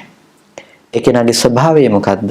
ගති ආගති නැහැ, චුති උත්පත්ති නැහැ, ප්‍රතිසන්දි මරණ ඒවත් නැහැ මොකක්වත්. ඒ ඔක්කොකින්ම මිදිලා. එතකොට මිදුනේ මොන අර්ථයක් දැකලාද? මේ ආයතන හයේ හට ගැනීම සහ ආයතන හයේ නිරෝධය තේරුම් ගත්ත නිසා. ඒකට තමන්ව පණවන්න තැනක් නොලැබුණු කම නිසා. එතකොට එයා රූපේ තුල දැක්කේ නැහැ පුද්ගල භාවය, ශබ්දයේ තුල දැක්කේ නැහැ පුද්ගල භාවය. එයාට ස්පර්ශ ආයතන හයේම පේන්නේ අනාත්ම ධර්මතාවක් විතරයි. එතකොට එයාට පේනවා නිස්සත්ත්වෝ නිජීවෝ ශුන්‍යෝ සත්පුද්ගල ආත්ම භාව වශයෙන් ශුන්‍යයි. හේතු ටික ඇති කල්ලි හට ගන්නවා, හේතු ටික නැති වෙලා යනකොට නැති වෙලා යන ධර්මයක් විදිහට ඒක ප්‍රත්‍යක්ෂ කරනවා. ඒක ප්‍රත්‍යක්ෂ කරනකොට දැන් එයා සුදුසු නෑ මේ ලෝකේ මිශ්‍රව වාසය කරනවා කියන තැනට එයා වේදෙන්නේ නැහැ. ඒ නිසා අර සරියුත්තරුන් වහන්සේ පිටට පාරක් වදිනකොට ආපස්ස බලන්නේ නැතුව වැඩි එක අහන දෙයක් නෙමෙයි. පින්නපාතේ වදිනකොට අර ඒ කාලේ ප්‍රසිද්ධයි සරියුත්තරුන් වහන්සේ මහා ඉවසීමක් තියෙන කෙනෙක් කියලා. ඒක බමුණෙකුට හිතනවා මේක පොඩ්ඩක් පරීක්ෂා කරලා බලන්න කියලා. පින්නපාතේ වදිනකොට ඇවිල්ලා පිටට හයියෙන් පාරක් අහනවා. සරියුත්තරුන් වහන්සේ පින්නපාතේ මේ විදිහටම වදිනවා බලන්නේවත් නැහැ. බමුණ කල්පනා කරනවා ඒකාන්තයෙන් මහා පුදුමයක්, මහා ආශ්චර්යයක් වෙන කෙනෙකුගේ පිටට ගැහුවා නම් එහෙම එක බැනුම් අහන්න වෙනවා, ගුටි කන්න වෙනවා. එහෙමත් නැත්නම් යටත් පිරිසින් ආපස්සේ හැරිලා හරි බලනවා කවුද ගැහුවේ කියලා. හැබැයි මේ මොහක්වත් නැහැ සරියුත්තරුන් වහන්සේ වැඩිය. ඒකාන්තයෙන් මම කරගත්තේ මහා බලවත් අකුසලයක් කියලා කල්පනා කරා. කල්පනා කරලා දුවගෙන ගිහිල්ලා සරියුත්තරුන් වහන්සේගෙන් සමාව ඉල්ලනවා. ස්වාමීනි සමාව වෙන්න කියලා. ඊට පස්සේ අහනවා ඇයි ඔබ සමාව ගන්න කියලා. එතකොට කියනවා මම ඔබ වහන්සේගේ පිටට පාරක් ගැහුවා මට සමාව වෙන්න කියලා. ඊට පස්සේ කියනවා ඔබේ බඳු වරදක් කළා නම් ඔබට සමාව ලැබේවා කියලා. ඇයි? උන්වහන්සේට ගහන්න කෙනෙක් හරි ගුටි කන්න කෙනෙක්වත් හිටියේ නැහැ. යම් විදිහකින් කයත් ස්පර්ශයත් හටගත්තා නම් කයත් ස්පර්ශයත් ඒ මොහොතේම හටගෙන නිරුද්ධ වෙන ධර්මයක් නම් එතන ගහන්න හෝ ගුටි කන්න කෙනෙක් නැහැනේ. අපිට මමත්වයේ කියන එක මේ රූපෙට බැසගෙන නිසා අපි හිතාගෙන ඉන්නේ මම කියපු ගමන්ම මතක් වෙන්නේ මේ අඩි 5ක 6ක ඇඟක් තමයි අපිට මම මතක් වෙන්නේ. හැබැයි මේ ස්පර්ශ ආයතන හයේ ස්වභාවය තේරුම් ගත්ත කෙනා දන්නවා මේ මමත්වයේ කියන දේ පුද්ගල බව ගොඩනගන්නේ ඔය අඩි 5ක 6ක ඇඟක හෝ මේ දෙක නෙමෙයි කියලා. එයා දකිනවා ඇහැ හට ගන්න වෙලාවට ඇහැ අත්භව පරියාපන්නයි. ඇහැ තමයි තමා කියන ගණයට ගිහිලා තියෙන්නේ. ඇහැ කියලා කියන්නේ මේ චක්කු ප්‍රසාදයේ කියන මේ ස්වභාවය විතරයි තමන් කියන ගණයට ගිහිලා තියෙන්නේ. ඒක අහුත්වා සම්භූතං උත්තාන භවිෂ්‍යති පෙර නොතිබී මේක හටගත්තේ. ඒ වගේම ඉතුරු නැතුව නැති වුණා. එතකොට තමන්කෝ තමන් පෙර නොතිබීම හටගත්ත තමන් කියන බව ඉතුරු නැතුව නිරුද්ධ වෙලා ගියා. කන හට ගන්න මොහොතේදී සෝත ප්‍රසාදයේ විතරයි කම්පණය වෙන මේ ස්වභාවයේ සෝත ප්‍රසාදේ විතරයි තමන්. එතකොට ඒ ප්‍රසාද ස්වභාවය තමන් බවට ගිහිල්ලා. ඒක මේ මොහොතේදී හටගෙන ඉතුරු නැතුව නැති වෙලා යනවා. මේ විදිහට ස්පර්ශ ආයතන පහම දකින්නයා. එතකොට කයට ස්පර්ශයක් ගැටෙන මොහොතේදී ඒ කාය ස්පර්ශය නැතිනම් කාය ප්‍රසාදයේ තමන් බවට ගිහිල්ලා තියෙනවා. එච්චරයි. එතකොට ඇඟිලි තුඩක් නම් ස්පර්ශ වෙන්නේ ඇඟිලි තුඩේ ස්පර්ශයට තමන් බවට ගිහිල්ලා තියෙන මේ ඇඟක් නෙමෙයි ඇඟිලි තුඩ කියන එක. ඒ කියන්නේ ඇඟිලි තුඩක් නෑ එතන කය විතරයි පවතින්නේ. ඇඟිලි තුඩ එකතු කරන්නේ අපි. තේරුණාද? ඇඟිලි තුඩ එකතු කරන්නේ අපි. ඒ කියන්නේ මේ ඇඟිලි තුඩු දෙක ස්පර්ශ කරනකොට ඔබට දැනුමක් තියනවද මේ ඇඟිල්ලට මේ ඇඟිල්ල ස්පර්ශ වුණා හෝ මේ ඇඟිල්ලට මේ ඇඟිල්ල ස්පර්ශ වුණා කියලා? නෑ. දැනුමක් විතරක් තියෙනවා. දැනුමට ඇඟිලි තිබ්බේ නෑනේ. දැනෙන කමට ඇඟිලි තිබුණේ නෑ. කෝට්ටකින් පාරක් ගැහුවොත් ඔබට ඒ කෝට්ටකින් ගහන පාරේ කෝට්ට තියනවද? වේදනාවේ නෑ කෝට්ට නෑ. එහෙනම් ඔබේ අත තියනවද? ඒ වේදනාවේ නෑ අත නෑ කකුල තියනවද නෑ. ඒකේ අපිට දැනෙන්නේ ස්පර්ශ වෙන ස්වභාවයක් නේ. ස්පර්ශ වෙන ගතියක්. ස්පර්ශ වෙන ගතියට හැඩතල නෑ. ස්පර්ශ වෙන ගතියට කයවල් නෑ. ඒකට තියෙන්නේ කයත් පොට්ටබ්බයත් නිසා ගැටෙන මේ ස්පර්ශ ස්වභාවය විතරයි. එතකොට මේ ස්පර්ශය දැනෙන්නේ කාය ප්‍රසාදයේ බිඳීම නිසා. කාය ප්‍රසාදයේ තමා බවට ගියපු අත්භව පරියාපන්න රූපයක්. එතකොට ඒකට අඩි 5ක 6ක එකක් ඇත්තේ නෑ. අපි තමයි එකතු කරගන්නේ මේ අඩි 5ක 6ක මගේ ඇඟේ මේ අතේ මේ ඇඟිලි දෙකයි ස්පර්ශුනේ කියන ටික අපි දැනගත්ත එක මිසක ඒක අපි විඳපු දේ නෙමෙයි. මේ විඳීමට ඔබට ඇඟිල්ල දැනෙනවද? විඳීමට ඇඟිල්ල දැනෙන්නේ නැහැ. ඇඟිල්ල හැඩ, වර්ණ, සටහන්, දිගද පළලද මේවා දැනෙනවද? ඒක දැනෙන්නේ නැහැ ඔබට.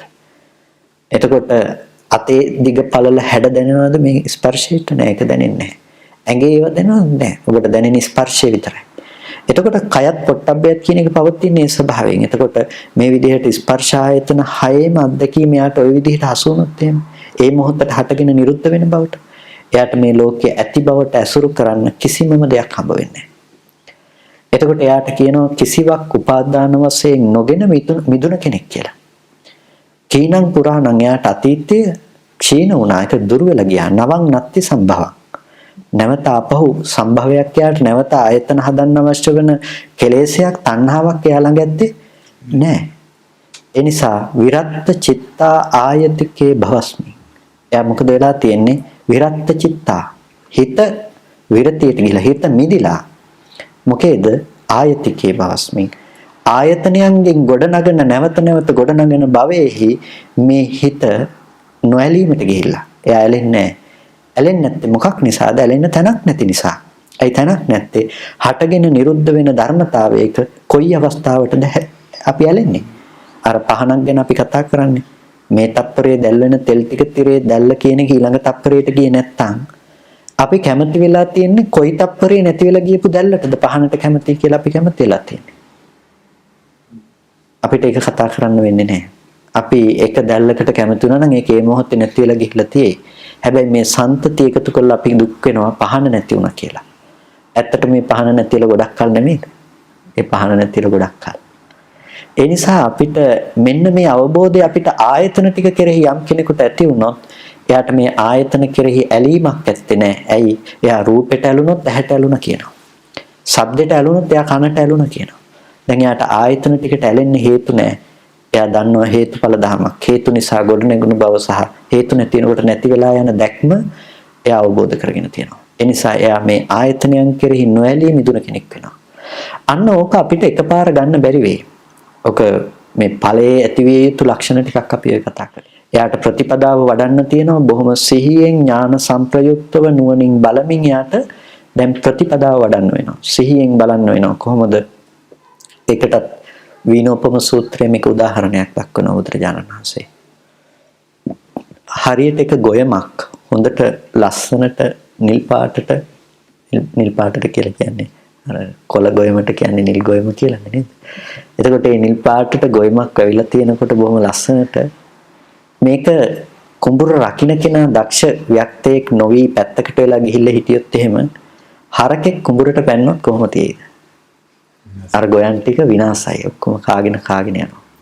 අන්න ඒ වගේ බුදුරජාණන් වහන්සේ දේශනා කරනවා මේ ලෝකයේ අසෘතවත් ප්‍රත්‍යඥය මේ ස්පර්ශ ආයතන නැමැති මේ කුඹුරට වැටුනහම ඉවක් බවක් නැතුව කරන්නේ මොකද්ද?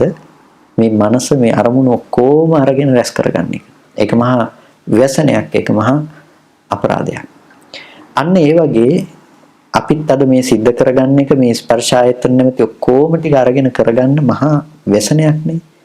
ඒ වගේම තමයි අර රකින්න දක්ෂණ රකින්න ඊටාම දක්ෂණන් එයාට කරන්න තියෙන මොකක්ද? එයා අර ගුණා එනකොට ඒ ගුණාව හොඳට අල්ලගෙන හොඳට අන් දෙක අල්ලලා අන් දෙක හොඳට දැඩිසේ ගැට ගහලා ඊට පස්සේ වලිගේ කරකවලා හොඳට පොළු පාරවල් කීපයක් ගහනවා. එතකොට හොඳට පොළු පාරවල් කීපයක් ගහලා අතරිනවා.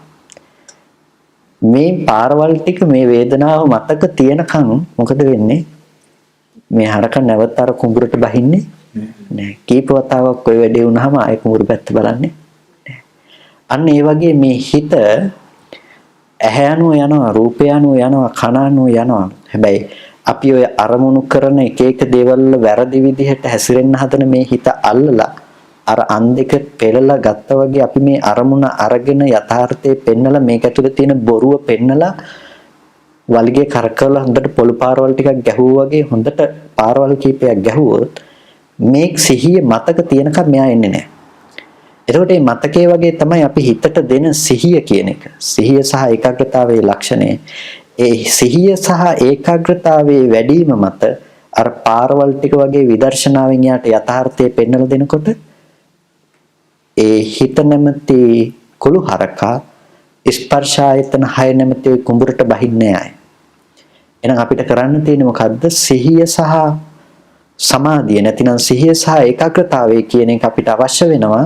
අර දර්ශනයෙන් හිත මට්ටු කරන්න නම් ඇත්ත පෙන්නලා දෙන්න බෑ අපිට. අපේ හිත ඇවිලිලා නම් අපේ හිත ලෝකෙ තුලටම නැඹුරු වෙලා නම් නැවත නැවත අපි හොයන්නේ මේ පැත්තේ නම් අපිට මේ යථාර්ථයේ බොරුවක් අද අපි කතා කරන දේ. ඒ කියන්නේ ඒක පේන්නේ නෑ යාට. එහෙනම් ඉස්සෙල්ලම අපි කළ යුතු දේ මොකද්ද? අපි යම් මට්ටමකින් මේකේ ඇත්ත තේරුම් ගන්න පුළුවන් මට්ටමේ චිත්ත ඒකාග්‍රතාවයක් අපිට ගොඩනගා ගන්න වෙනවා. ඒ කියන්නේ හිතේ එකඟ බවක් සහ සිහියක් ගොඩනගා ගන්න වෙනවා. එහෙනම් ඒකට ප්‍රායෝගිකව අපිට සිද්ධ වෙනවා අපේ හිත පිළිබඳව හොඳ අවබෝධයක් තියාගන්න.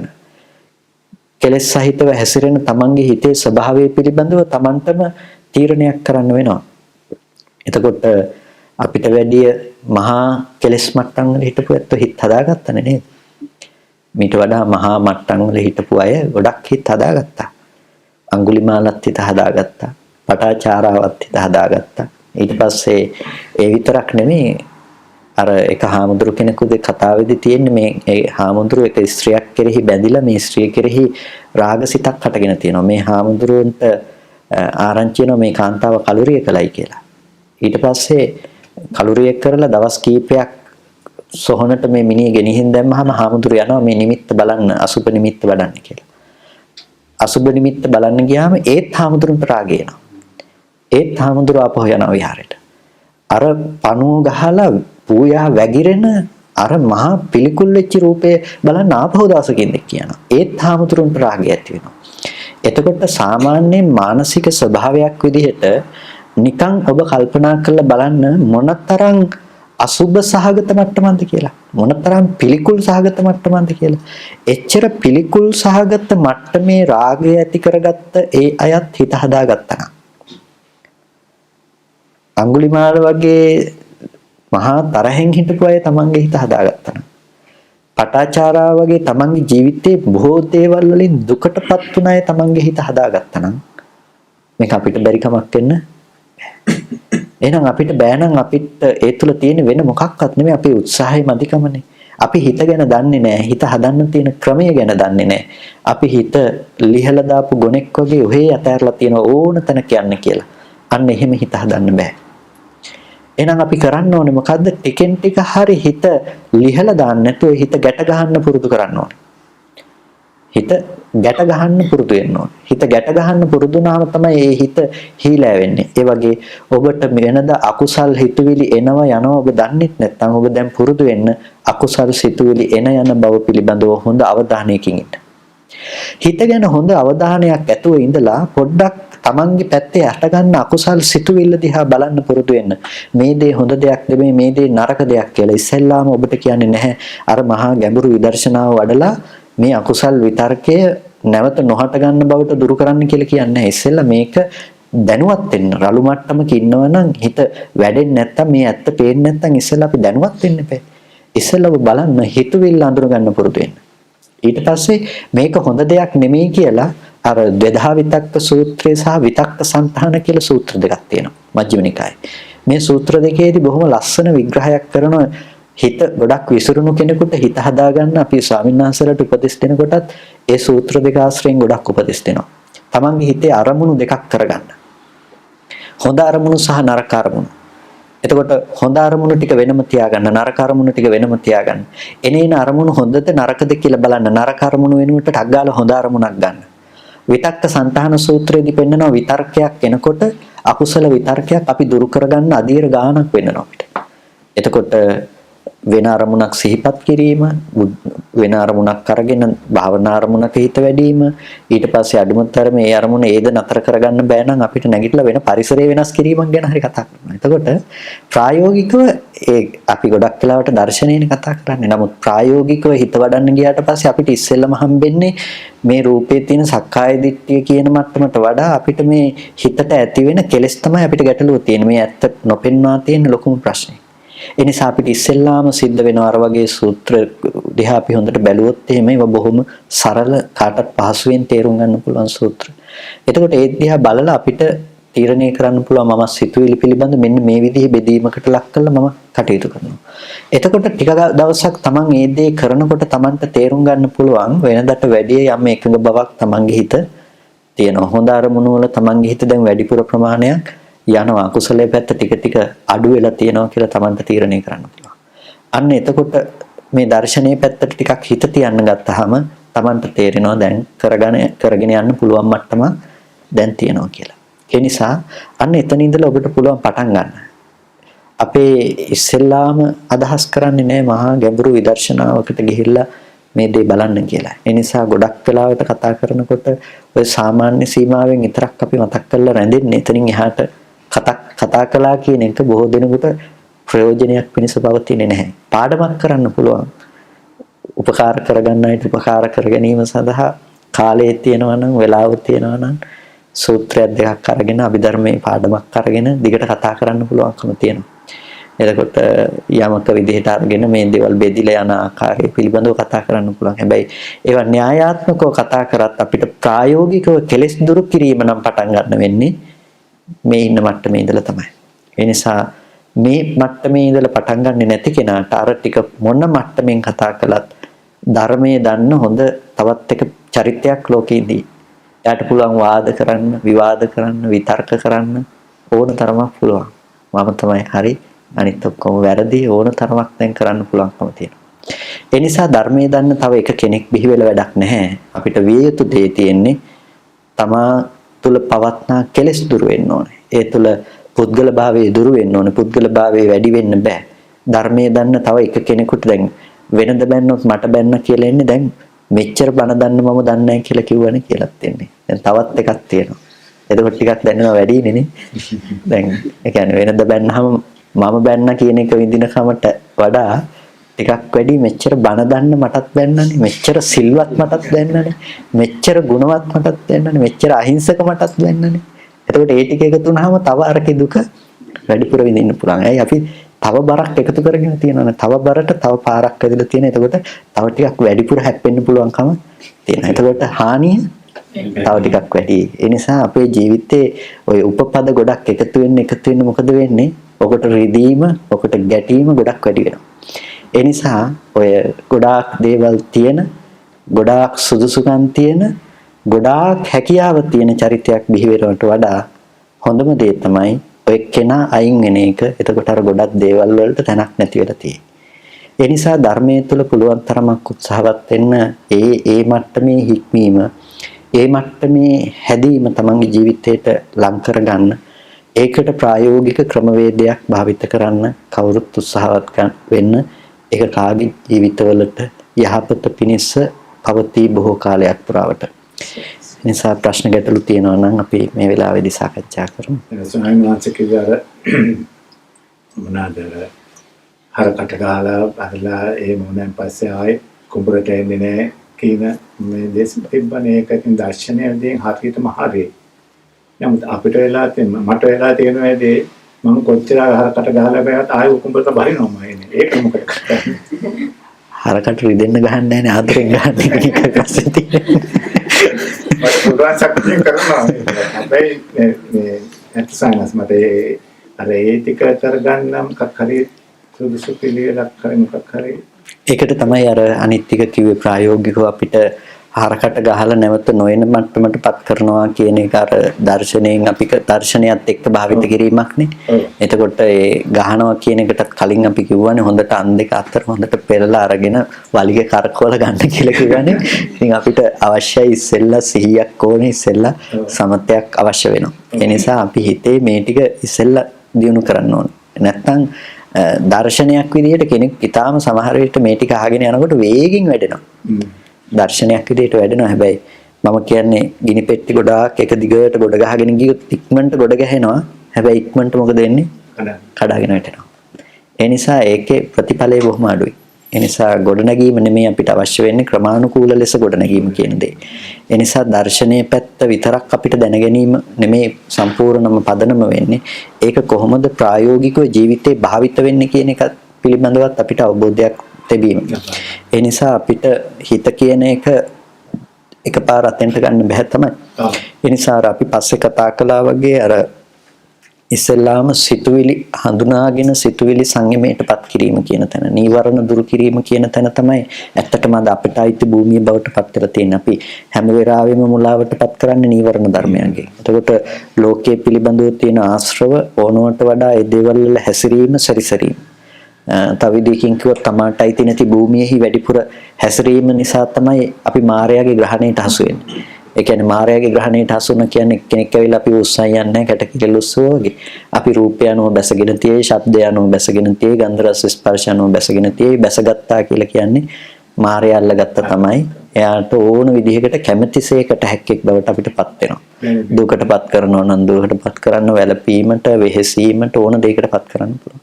ඒ නිසා අපිට අද කරන්න තියෙන දේ තමයි තමා සතු භූමියේ නැතිනම් පියා සතු භූම වාසය කරන එකනේ. එහෙනම් අපිට කරන්න තියෙන එක තමයි මේ පංච නීවරණ ධර්මයන්ගෙන් හිත නැවත නැවත පිරිසුදු භාවයට පත් කරන එක. තමන්ගේ හිතේ ඇති වෙන්න දෙන්න එපා ඒ පැත්තට විතර්කයන්.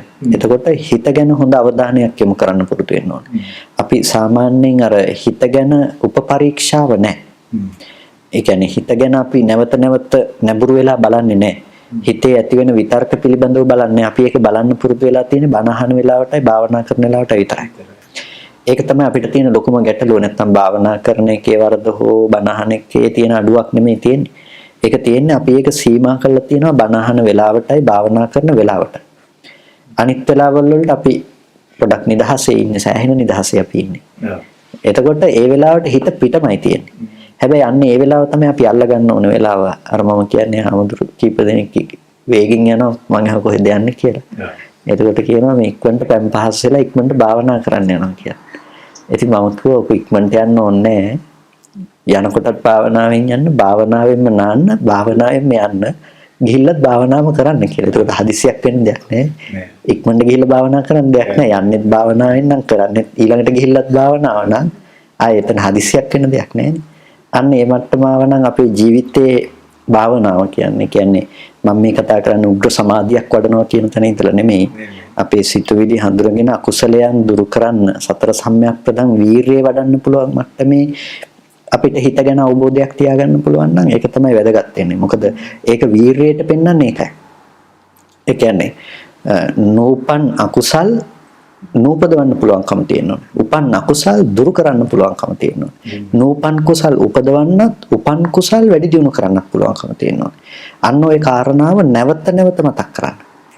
අපිට නැති දේ තමයි නූපන් අකුසල් නූපදවා ඉන්න එකත්, උපන් අකුසල් දුරු කරන එකත්, නූපන් කුසල් උපදවන එකත්, උපන් කුසල් වැඩි දියුණු කරන එකත් තමයි අපිට නැති දේ. ඒ කියන්නේ සතර සම්‍යක් ප්‍රධාන වීරිය නැතුව මෙතනින් එහාට දෙයක් කරන්න පුළුවන් වෙයි කියලා හිතනවා නම් ඒක වැරදි අපි. එහෙනම් අපිට අඩු දේ තමයි ওই වීරිය. කියන්නේ වීරිය කිව්වහම අපි හිතාගෙන ඉන්නේ දත් මිටි කාගෙන ඉඳගෙන ඉන්නවා අතපය කැඩුනත් නැගිටින්නේ නැහැ කියලා හිතාගෙන ඉඳ ගන්න එක තමයි වීරිය කියලා. නෑ ඒක නෙමෙයි වීරිය. හිත ගැන ඇති ඔය අවබෝධය තුළ තමයි අපිට නිවැරදිව වීරිය වැඩෙන්නේ. කියන්නේ වීරිය ඉන්ද්‍රිය වඩන්න එපයි. අපි විරිය සම්පජ්ජංගයක් වෙන මට්ටමට නහවක වැඩෙන්න එපයි. එතකොට ඒ වැඩෙන ගමනක් තියෙන්න එපයි. ඔය වීරිය වැඩෙන්න ඉඳගෙන ඉන්නකොට අපි ඒක ඉන්න ගන්න වීරිය උත්සාහය කියන මට්ටමේ ඉඳලම නෙමෙයි. ඔන්න ඔය සතර සම්‍යක්පදං වීරිය කියන මට්ටමේ ඉඳලා අපිට ඔක වැඩෙන්න පටන් ගන්නවා. එතකොට තමයි අපිට හිත ගැන හොඳ අවබෝධයක් ලැබෙන්නේ. දැන් එයා නූපන්න කුසල් නූපදවන්නත් උපන්න කුසල් දුරු කරන්නත් අකුසල් ඉපදුන බව දැනගෙන ඉන්න එපේ. හැබැයි අපි දන්නෙත් නෑ අකුසල් ලැබිලා, දන්නෙත් නෑ අකුසල් ගිහිල්ලා. හරියට මෙන් ගෙදරට හොරු වෙනවා දන්නෙත් නෑ, හොරු යනවා දන්නෙත් නැත්නම් මේ ගෙදර ආරක්ෂාවක් ගැන කතා කරනවා කියන්නේ ඒක බොරුවක් වෙනවා. ඒ වගේ අපේ මනසේ අපි වැඩිමක් හෝ රැකවරණයක් ගැන කතා කරනවා නම් හිතට කෙලස් එනවා දන්නෙත් නැහැ, හිතට කෙලස් යනවා දන්නෙත් නැහැ කියන එක මත එහෙනම් අපි ඒ හිතේ ආරක්ෂාව බොරුවක් වෙනවා.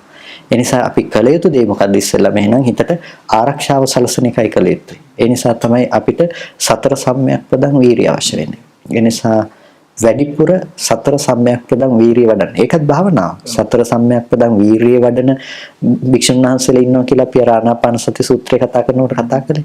එතකොට භික්ෂුන් වහන්සේලාත් නිවන් දැකීමට උත්සාහවත් වෙන නැත්නම් පටන් ගැනීම නැතිනම් මේ සතර සම්‍යක්පදං වීරිය වඩන එක භාවනාව කරගත්ත භික්ෂුන් වහන්සේලා ඉන්නවා.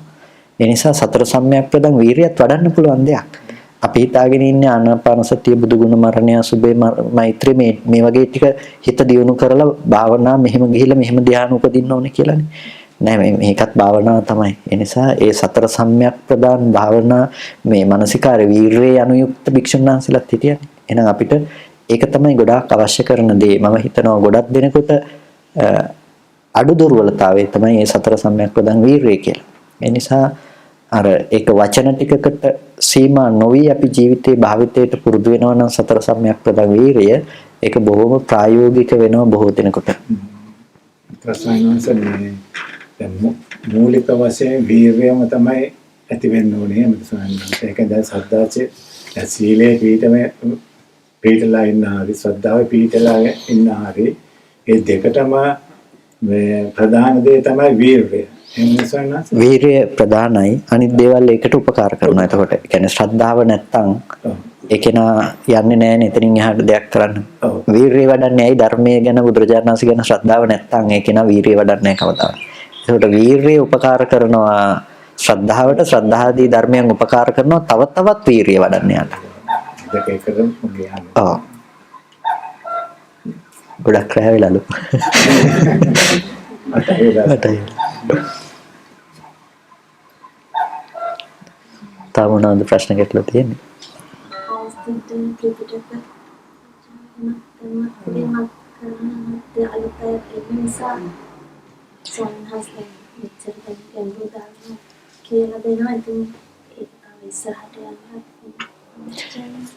ඔව් අපි අර වැඩසටහනක් ක්‍රියාත්මක කරනවා අපේ ශාසනික මට්ටම ගැන මම හිතනවා කවුරුත් අවබෝධයක් තියෙනවා වර්තමාන කාලේ අපේ ශාසනික වශයෙන් ඇති වෙලා තියෙන අර්බුදයන් පිළිබඳව.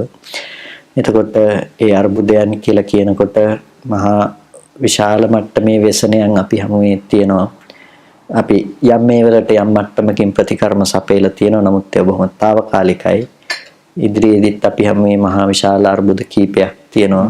මේ රට මූලික කරගෙන සිද්ධ වෙන ටිකුත් තියෙනවා. ඒ කියන්නේ මෙහි තමයි හරි ත්‍රිපිටකයේ තියෙන්නේ. ඒ ත්‍රිපිටකය ලංකාවට අරන් ගිහිල්ලා දැන් ලංකාවේ තියෙන ඔක්කොම ත්‍රිපිටක වැරදි ලෝකයේ අනිත් ත්‍රිපිටක මෙහි තිබිලා ගෙනිච්ච එක තමයි හරි ත්‍රිපිටකය කියලා වැරදි මූලාශ්‍ර පද්ධතියක් ඉදිරිපත් කරනවා. ඒ කියන්නේ ඒ දේවල් බලනකොට මෙහි කෞතුකාගාර වලින් ගෙනිච්ච ඒවත් නෙමෙයි. නමුත් එතකොට දැනටත් ඒගොල්ලෝ වැරදි පොත්පත් මුද්‍රණය කරලා තියෙනවා. වැරදි පොත්පත් කියන්නේ දැන් සද්ද නීතිප්පකරණය කියලා අපේ තියෙන හොඳ ව්‍යාකරණ පොතක්, පාලි ව්‍යාකරණ පොතක්. මේ ව්‍යාකරණ පොත විකෘති කරලා. විකෘති කරලා කියන්නේ ඒකට මේගොල්ලෝගේ මත දාලා දැන් ඕන විදිහට පද කඩන්න බෑනේ. දැන් බුද්ධෝ කියන එක කඩන්න බෑ, භව උද්ද කිරීම කියලා ඔක කඩන්න බෑ. බුද්ධෝ කියන එකේ භව උද්ද කරන නිසායි බුද්ධ භූ උද්ද කියලා ඔක කඩන්න බෑ. භූ කියන්නේ භව කියන එක, උද්ද කියන්නේ උදුරනවා කියලා ඔක ඕන කෙනෙකුට කටට ආපු පළියට කඩන්න බෑ. ඇයි? ඒක කඩන්න බැරි අපේ ව්‍යාකරණයක් තියෙනවා. ව්‍යාකරණයේ තියෙන ධාතුවක් සහ පද බිඳින විදිහක් තියෙනවා. එතකොට ඒක හැදෙන්නේ බුද්ධ ධාතුවෙන් බෝධනේ අර්ථය. බුද්ධ ධාතුව බෝධනේ අර්ථය කියන්නේ බුද්ධ ධාතුව තියෙන්නේ අවබෝධ කිරීම අර්ථයයි. ඒ නිසා බුද්ධෝ කියලා බෝධේති කියලා කියන්නේ අවබෝධ කරයි කියන ක්‍රියාපදේ. ඒකෙන් හැදෙන කිතක පදයක් තමයි බුද්ධෝ කියලා කියන්නේ. ඒ කියන්නේ නාම පදයක් තමයි ඒකෙන් හැදෙන බුද්ධෝ බුදුරජාණන් වහන්සේ කියලා කියන්නේ. ඒකේ අර්ථය වෙන්නේ අවබෝධ කළ කෙනා කියන එකට. බුද්ධෝ කියන්නේ අවබෝධ කළ උත්තමයන් වහන්සේ කියන අර්ථය. එතකොට දැන් මේක කඩනවා භව උද්ද කළ කෙනා බුද්ධ. එතකොට සම්මා සංවූ උද්ද. එතකොට මොකද වෙන්නේ? සං වෙලා එකට බැඳිලා තියෙන දේ සංමා. සං කියන්නේ එකට බැඳිලා තියෙන දේ, මා කියන්නේ එපා කියලා ඒ දේ ඉවත් කළා. සං වෙලා එකට බැඳිලා තියෙන දේ එපා කියපු කෙනා වූ උද්ද. ඒ භවය උද්ද කරපු කෙනා සම්මා සම්බුද්ධ. එතකොට අපිටත් බෑද සම්මා සම්බුද්ධ වෙන්නේ? ඒකට එකතු වෙලා තියෙන මේ බැඳීම් ටික ඉවත් කරපුවාම අපි සම්මා සම්බුද්ධ නෙමෙයිද එතකොට? ඔය කියන විදිහට අපිත් රහත් වෙච්ච ගමන් අපි සම්මා සම්බුද්ධ වෙනවා. එතකොට දැන් ඔය විදිහට පදවලට Tamanට හිතුව විදිහට අර්ථකථන දෙනවනේ. ඒක දැනටත් ඒගොල්ලෝ අර විදිහේ පරණ පොත විකෘති කරලා දාලා තියෙනවා. දැන් හිතන්නකෝ අපේ ත්‍රිපිටකයටත් ඕකම කරනවනේ දැන්. ඉදිරියට ඒගොල්ලෝ දැන් ඒ අනිත් ඔක්කොම වැරදි, ඒගොල්ලෝ ගෙනිච්ච එක නිවැරදි කියලා යන්නේ. ඉතින් මේක මහා විශාල ව්‍යසනයක්. ඒ අභියෝගයේ අපි කා හමුවේ තියෙනවා මේක නිවැරදි කිරීම. කියන්නේ ඉතිහාසයේ ඉඳලා ධර්මයේ රැකුනේ ඒ වගේ ගිහි පැවිදි දෙපාර්ශ්වයේම ඉදිරිපත් වීම මත මිසක නිකන් නෙමෙයිනේ. ඒ නිසා අපි කාසතුවත් ඒ වගකීම තියෙනවා. මේ හැම දෙයක්ටම අපිට තියෙන උත්තරයක් විදිහට අපි දැක්ක ප්‍රධාන දෙයක් තමයි මේවා ගොඩනගෙන්න ප්‍රධාන හේතුවත් මේවා උපදින තැනම මර්ධනයට ලක් කරන්න. මර්ධනයට කියන්නේ මතවාද මේ වශයෙන් මේ දේවල් ඉවත් කරන්න අපේ සංඝ සමාජය ප්‍රබල නැහැ. හේතුව ත්‍රිපිටක ධර්ම අධ්‍යාපනයක් නැහැ. ඒක අපිට වැරදි කියලා හාමුදුරුවන්ගේ වැරදි කියන්න බෑ. නමුත් අධ්‍යාපන ක්‍රමයේ සම්පූර්ණයෙන්ම වෙනස් කරලා රසාවක් කරන්න උගන්වන මට්ටමට අධ්‍යාපන ක්‍රමයපත් වෙලා. ඉතින් මේව වෙනස් වෙන්න ඕනේ. ඒ නිසා අපි කල්පනා කළා හාමුදුරන්ට ත්‍රිපිටක අධ්‍යාපන ක්‍රමවේදයක් සකස් කරන්නත්, ඒකට හාමුදුරු උත්සාහවත් කරන්නත්, අපි ඊළඟ විභජ්‍යවාද වැඩසටහනේදී ත්‍රිපිටක පූජාවක් කරන්න හාමුදුරු 5009ක් සඳහන් කරන වැඩසටහනක්. ඒ වැඩසටහන කියන්නේ 5009ක් මහ විශාල පිරිසක් අපි වැඩම කරවන්නේ යම් කිසි අර්ථයක් ඇතිව. එතකොට මේ 5009ටම ත්‍රිපිටක පූජාවක් කරන්න. ත්‍රිපිටක පූජාවක් කියනකොට ඒකේ අපි ඇත්තටම විද්‍යුත් ත්‍රිපිටක පූජාවක් කරන්නේ. මුද්‍රිත ත්‍රිපිටක කරන්න ගියොත් මහ විශාල මුදල් සම්භාරයක් ඒ වෙනුවෙන් වියදම් වෙනවා. නමුත් මුද්‍රිත විද්‍යුත් ත්‍රිපිටකයක් කියනකොට එක ටැබ් එකකට ත්‍රිපිටකය දාලා ඒ ටැබ් එකේ වෙන කිසිම දෙයක් පාවිච්චි කරන්න බෑ. ඉන්ටර්නෙට් පාවිච්චි හෝ වෙන කිසිම දෙයක් කරන්න බෑ. ත්‍රිපිටකය පාවිච්චි කිරීම විතරයි කරන්න පුළුවන්. කාටවත් මොකුත් ඇතුළට දාන්නවත් ඇතුළේ තියෙන දෙයක් එළියට ගන්නවත් බැරි විදිහටම හදපු දෙයක්. අන්න ඒ දේ හාමුදුරන්ට 5000ක් හාමුදුරන්ට පූජා කරන්න බලාපොරොත්තු වෙනවා. ඒ වගේම මේකේ මාතෘකා විදිහට බෙදලා තියෙනවා මුළු ත්‍රිපිටකයේම සීල සමාධි ප්‍රඥා ආර්ය අෂ්ටාංගික මාර්ගයේ සතර සතිපට්ඨානෙ මේ වගේ මාතෘකාවට ගියාම මුළු ත්‍රිපිටකයේම ඒ පිළිබඳව දෙන සූත්‍ර ටික තියෙනවා. දැන් සතිපට්ඨානය ගැන කියවන්න ඕන කෙනෙක් සතිපට්ඨානය ගැන ගිහිල්ලා බලනකොට යාට දෙනවා මුළු ත්‍රිපිටකයේම සතිපට්ඨානය ගැන තියෙන තැන් ටික දෙනවා. යාට ටක් ගාලා එතෙන්ට ගිහිල්ලා බලන්න පුළුවන් මේ පොතේ කොහොමද කියලා තියෙන්නේ, අභිධර්මයේ නම් සතිපට්ඨාන විභංගේ කොහොමද කියලා තියෙන්නේ. ඕන දෙයක් යාට පුළුවන් පරිශීලනය කරන්න. එතකොට ඊටාම වේගෙන් ඊයට දහම් දැනුම ගන්න පුළුවන්කම තියෙනවා. ඒ නිසා මේ වගේ ඊටාමත් වැදගත් විශාල වැඩසටහනක් සිද්ධ වෙනවා. ඒ වැඩසටහනට කාටත් පුළුවන් දායකත්වයේ ගන්න පුළුවන්කම තියෙනවා. ඒක ත්‍රිපිටකයක් එක ටැබ් එකක් ලංකාවේ මුදලින් අපිට වැය වෙනවා රුපියල් 14000ක මුදලක් තමයි වැය වෙන්නේ. ඉතින් මේ කාලේ සිද්ධ වෙන මහ විශාලම ධර්ම දානමය පින්කමනේ මේක. ඉතින් කාටත් පුළුවන් මේකේ දායකත්වයක් ගන්න පුළුවන්කම තියෙනවා. මම හිතන්නේ දැනට 2200ක් සම්පූර්ණ වෙලා තියෙනවා කොටස්. එතකොට තව ටිකක් ලොකු ප්‍රමාණයක් තියෙනවා සම්පූර්ණ කරගන්නත්. ඉතින් ජනවාරි මාසෙට පෙර මේ ටික සම්පූර්ණ කරගන්නත් තියෙනවා. ඉතින් කොහොමත් ඔබ කාටත් පුළුවන් දායකත්වයේ ගන්න පුළුවන්කම තියෙනවා. දායකත්වයේ ගන්නවා වගේම ඕගොල්ලන්ට පුළුවන්කමක් තියෙනවා. ඕගොල්ලෝ දන්න හඳුනන හාමුදුරුවරුන්ට ඒක යොමු කරන්න. ඒ කියන්නේ ලංකාවේ ඕගොල්ලෝ කාට හරි එක පූජා කරන්න අවශ්‍යතාවය තියෙනවා නම් ඒ හාමුදුරුවන්ගේ විස්තර ටික අපිට දුන්නාම අපි ඒ හාමුදුරුවෝ එදාට එතෙන්ට වඩම්ම ගන්නවා. වඩම්මගෙන ඒ හාමුදුරුවන්ට මේකට ලබන්න ඒක ලබා දෙන්න මේ පුළුවන්කම අපිට තියෙනවා. ඒ විදිහට තමයි අපි ඒක සූදානම් කරලා තියෙන්නේ. ඒ නිසා කාටත් ඒකට හැකියාව තියෙනවා කියන එකත් මතක් කරනවා. ඒකට දිනයක් දරලා තියෙනවා. ජනවාරි 4 වෙනිදා තියෙන්නේ මේ ලබන අවුරුද්දේ ජනවාරි 4 වෙනිදා. කොයි සුගත සුගතදාස ක්‍රීඩාංගණයේ තියෙන්නේ.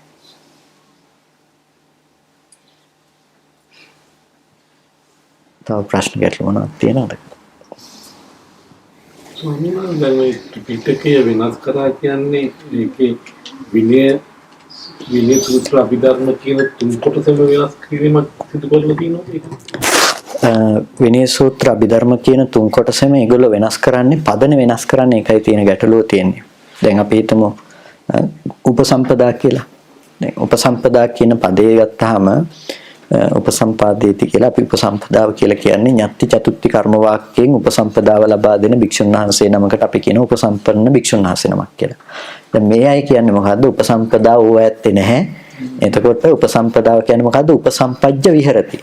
උපසම්පජ්ජ විහෙරති කියන්නේ එළබෝගෙන වාසය කරනවා. එතකොට සත්බොජ්ජංග හරි මේ දේවල් එළබෝගෙන වාසය කරන ඕනම කෙනෙක් උපසම්පදා තමයි කියනවා. එතකොට දැන් මොකද්ද එතකොට මේ ශාසනික තියෙන සම්ප්‍රදාය භික්ෂු සම්ප්‍රදාය බොරුවක් එතකොට පැවිද්ද කියන දේ භික්ෂු සම්ප්‍රදාය එතකොට බොරුවක් කියලා තියෙනවා. ඒකට විනය පිටකයේ මේකෙන් ඉවත් වෙලා තියෙනවානේ. විනය කියන එකට බෙදනවා විනය. ණය වීමෙන් මිදෙන නිසා විනය කියනවා. දැන් ඥානයෙන් මිදෙන නිසා විඥාන විඥානලු. එතකොට ඒ වගේ මේ ණය වීමෙන් මිදෙන නිසා විනය විනය වෙනවා. එතකොට දැන් ලෝකෝත්තර හිතේ විඥාන මොකද දන්නේ වෙන්නේ? ඥාණයෙන් ඒකත් නිදිලාද දන්නේ නැහැ. ඉතින් ඒ වගේ අර්ථකථන බොහොම හාස්‍යජනක අර්ථකථන සපයලා ඒ දේවල් තමයි සාධාරණීකරණය කරන්නේ. ගැටලුව තියෙන්නේ ඒක නෙමෙයිනේ. ඔය දේ වැළඳ ගන්න මහ විශාල පිරිසක් ඉන්න එකයි ගැටලුව තියෙන්නේ. ඒ කියන්නේ දැන් කියන මිනිස්සෙකුට ඕන මෝඩ මතවාදයක් කියන්න පුළුවන්කම තියෙනවා. හැබැයි ඒක වැළඳ ගන්න මහ විශාල පිරිසක් ඉන්නවා. අන්න ඒක තමයි උගත් මිනිස්සු හේතුව තමයි අර උගත් අයට බුද්ධිය අඩු ඉන්නේ ගොඩක් වෙලාවට තියෙනවා. ඔක්කොටම නෙවෙයි. ස්වාමීන් වහන්සේ කොහොමද දැනගන්නේ මේක වැරදි මේක හරි කියලා? ගොඩක් වෙලාවට දැනගන්න පුළුවන් දෙයක් තමයි ඔය විදිහට පද බෙදීම් සිද්ධ කරන්න හදනවා නම් දැනගන්න පුළුවන්කම තියෙනවා. අනිත් එක තමයි කියන්න හදනවා නම් මේ මෙච්චර කාලයක් මේ ධර්මයේ නැති වෙලා තිබුණේ මේක වැළකීලා තිබුණේ මේ අලුතෙන් අපි තමයි මේ මතු කරගත්ත මේ දහම අටුවාවල තියෙනවා වැරදි බුද්ධඝෝෂ හාමුදුරු ධර්මයේ විකෘති කළා මේ අටුවාවල ධර්මයේ විකෘති කළා දාලා තියෙනවා.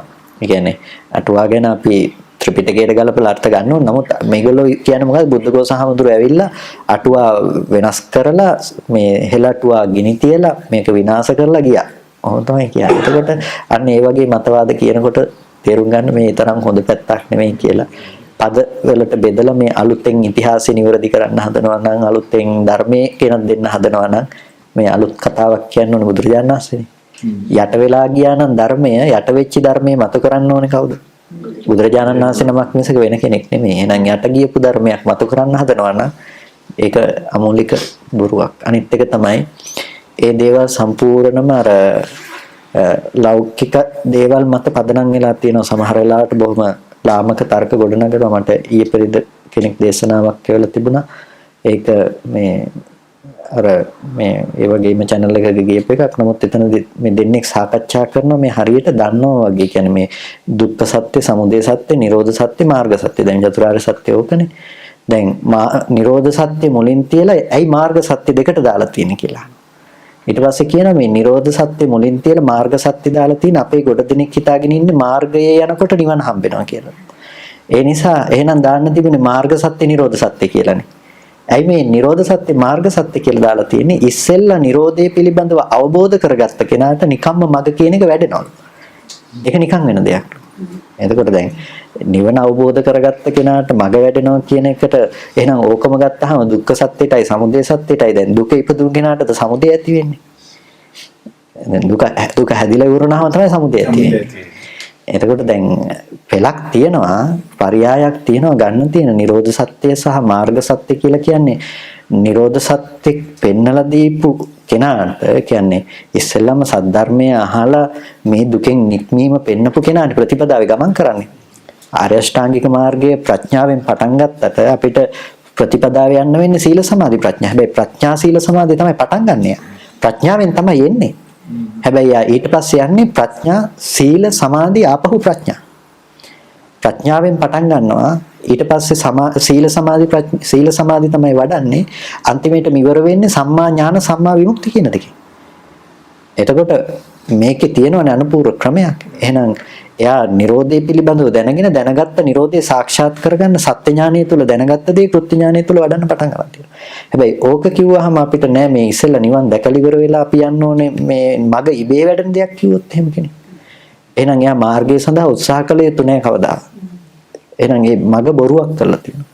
ඉතින් අන්න ඔය වගේ ඉතින් විවිධ විකාර රූපී අර්ථකථන ඉදිරිපත් කරනවා. ඉතින් හරි ලොකු ගැටලුවක් ඒක. ඒ කියන්නේ නියාමනයක් නැහැනේ පිළිවෙලට ගුරුවරයෙක් යටතේ ධර්ම විනයක් අධ්‍යයනය කළා එහෙම නැතිකම නිසා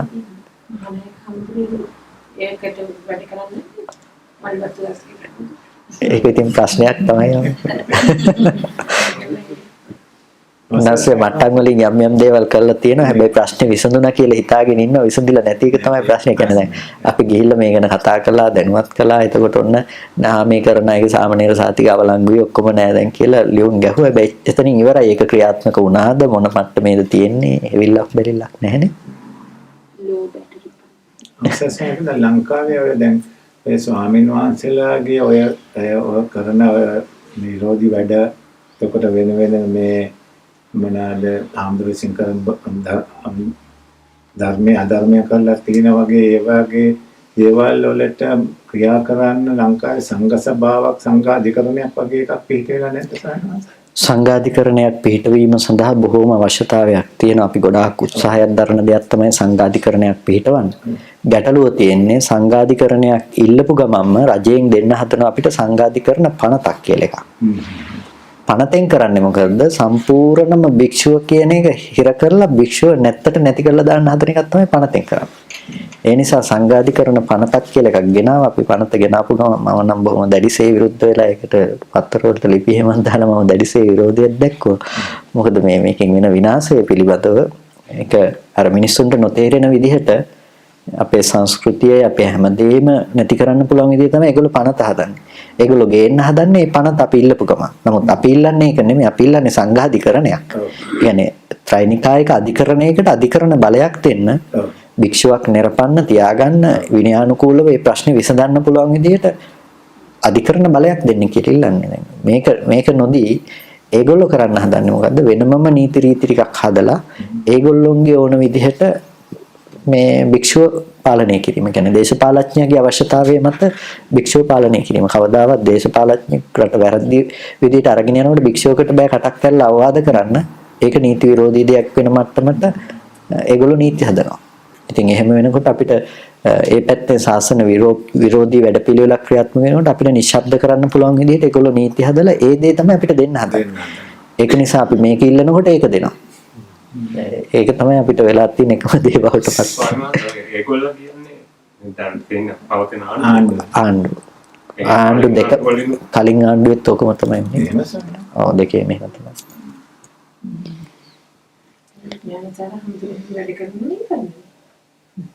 ඒ අරක ගෙනාවනම් ඔය මොකුත් කරන්න හම්බෙන්නේ නැහැ. වෙලාවට තාම ගෙනාවේ නැහැ. කවුරු වැඩ කරත් ප්‍රධාන වශයෙන් සාසනික ප්‍රශ්නේ දිහා ගොඩ දිනෙක බලනවාට. ඒක තමයි තියෙන ලොකුම දේ බවට පත් වෙලා තියෙන්නේ. දැන් ඒ වගේ පාලි වෙනස් කරලා හවත් මෙහි වගේ රටවල තමයි නේද ප්‍රචාරය. ගොඩක් මේ වගේ රටවල් වල ප්‍රචාරය වෙනවා. දැන් ඒ ඇත්තෝ මේ කාලේ ලංකාවට එන්නේ නැහැ. කියන්නේ අපේ වැඩ පිළිවෙලත් එක ටිකක් දැන් බයයි ලංකාව පැත්තට එන්න. මේ නීති ක්‍රියාත්මක වෙයි කියලා. දැන් ඒ නිසා මේ විදේශ රටවල් ටිකේ තමයි නිරන්තරයෙන්ම ඒ සංවිධාන ක්‍රියාත්මක වෙන්නේ. හැබැයි ඔය අනිත් පිරිසනම් ඔය ත්‍රිපිටකය මේ දවස්වල ප්‍රදර්ශනය කර යනවා මෙහෙන් ගෙනිච්ච පුස්කොළ පොත්. මෙන්න මේවා නිවැරදි ත්‍රිපිටකය කියලා. ඉතින් මේ ඒකට අවශ්‍ය ක්‍රියාමාර්ග අපිට ගන්න සිද්ධ වෙලා තියෙනවා. ඉතින් දැනට කීපයක් අපි කරගෙන යන්න උත්සාහවත් වෙනවා.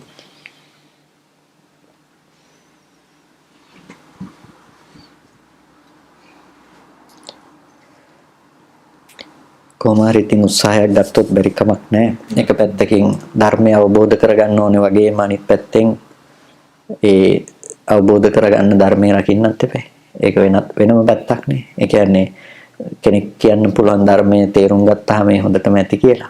නමුත් එතනින් නෙමෙයිනේ එහෙනම් මහරහතන් වහන්සේලා ධර්මයේ සංගායනා කරන්න ඕනේ නැහැ. මහරහතන් වහන්සේලාට ධර්මයේ සංගායනා කරන්න ගිහි අය උදව් කරන්න ඕනෙත් නැහනේ. මේක තේරුම් ගත්තාම ඇතිනේ. එහෙම විතරක් නෙමෙයි මේ ධර්මයේ පැවතුනේ. මේ ධර්මයේ පැවතුනේ ඒ මහරහතන් වහන්සේලා ධර්මය අවබෝධ කරගත් උත්තමය සංගායනා කළේ ධර්මයේ පවතින්න ඕනේ නිසා. ඒ වගේම ධර්මය අවබෝධ කරගත්ත ධර්මයේ වෙනුවෙන් කැප වුණ ගිහි අය තමයි ඒ සඳහා භික්ෂුන් වහන්සේලාට සියලු දේ සැලසුවේ.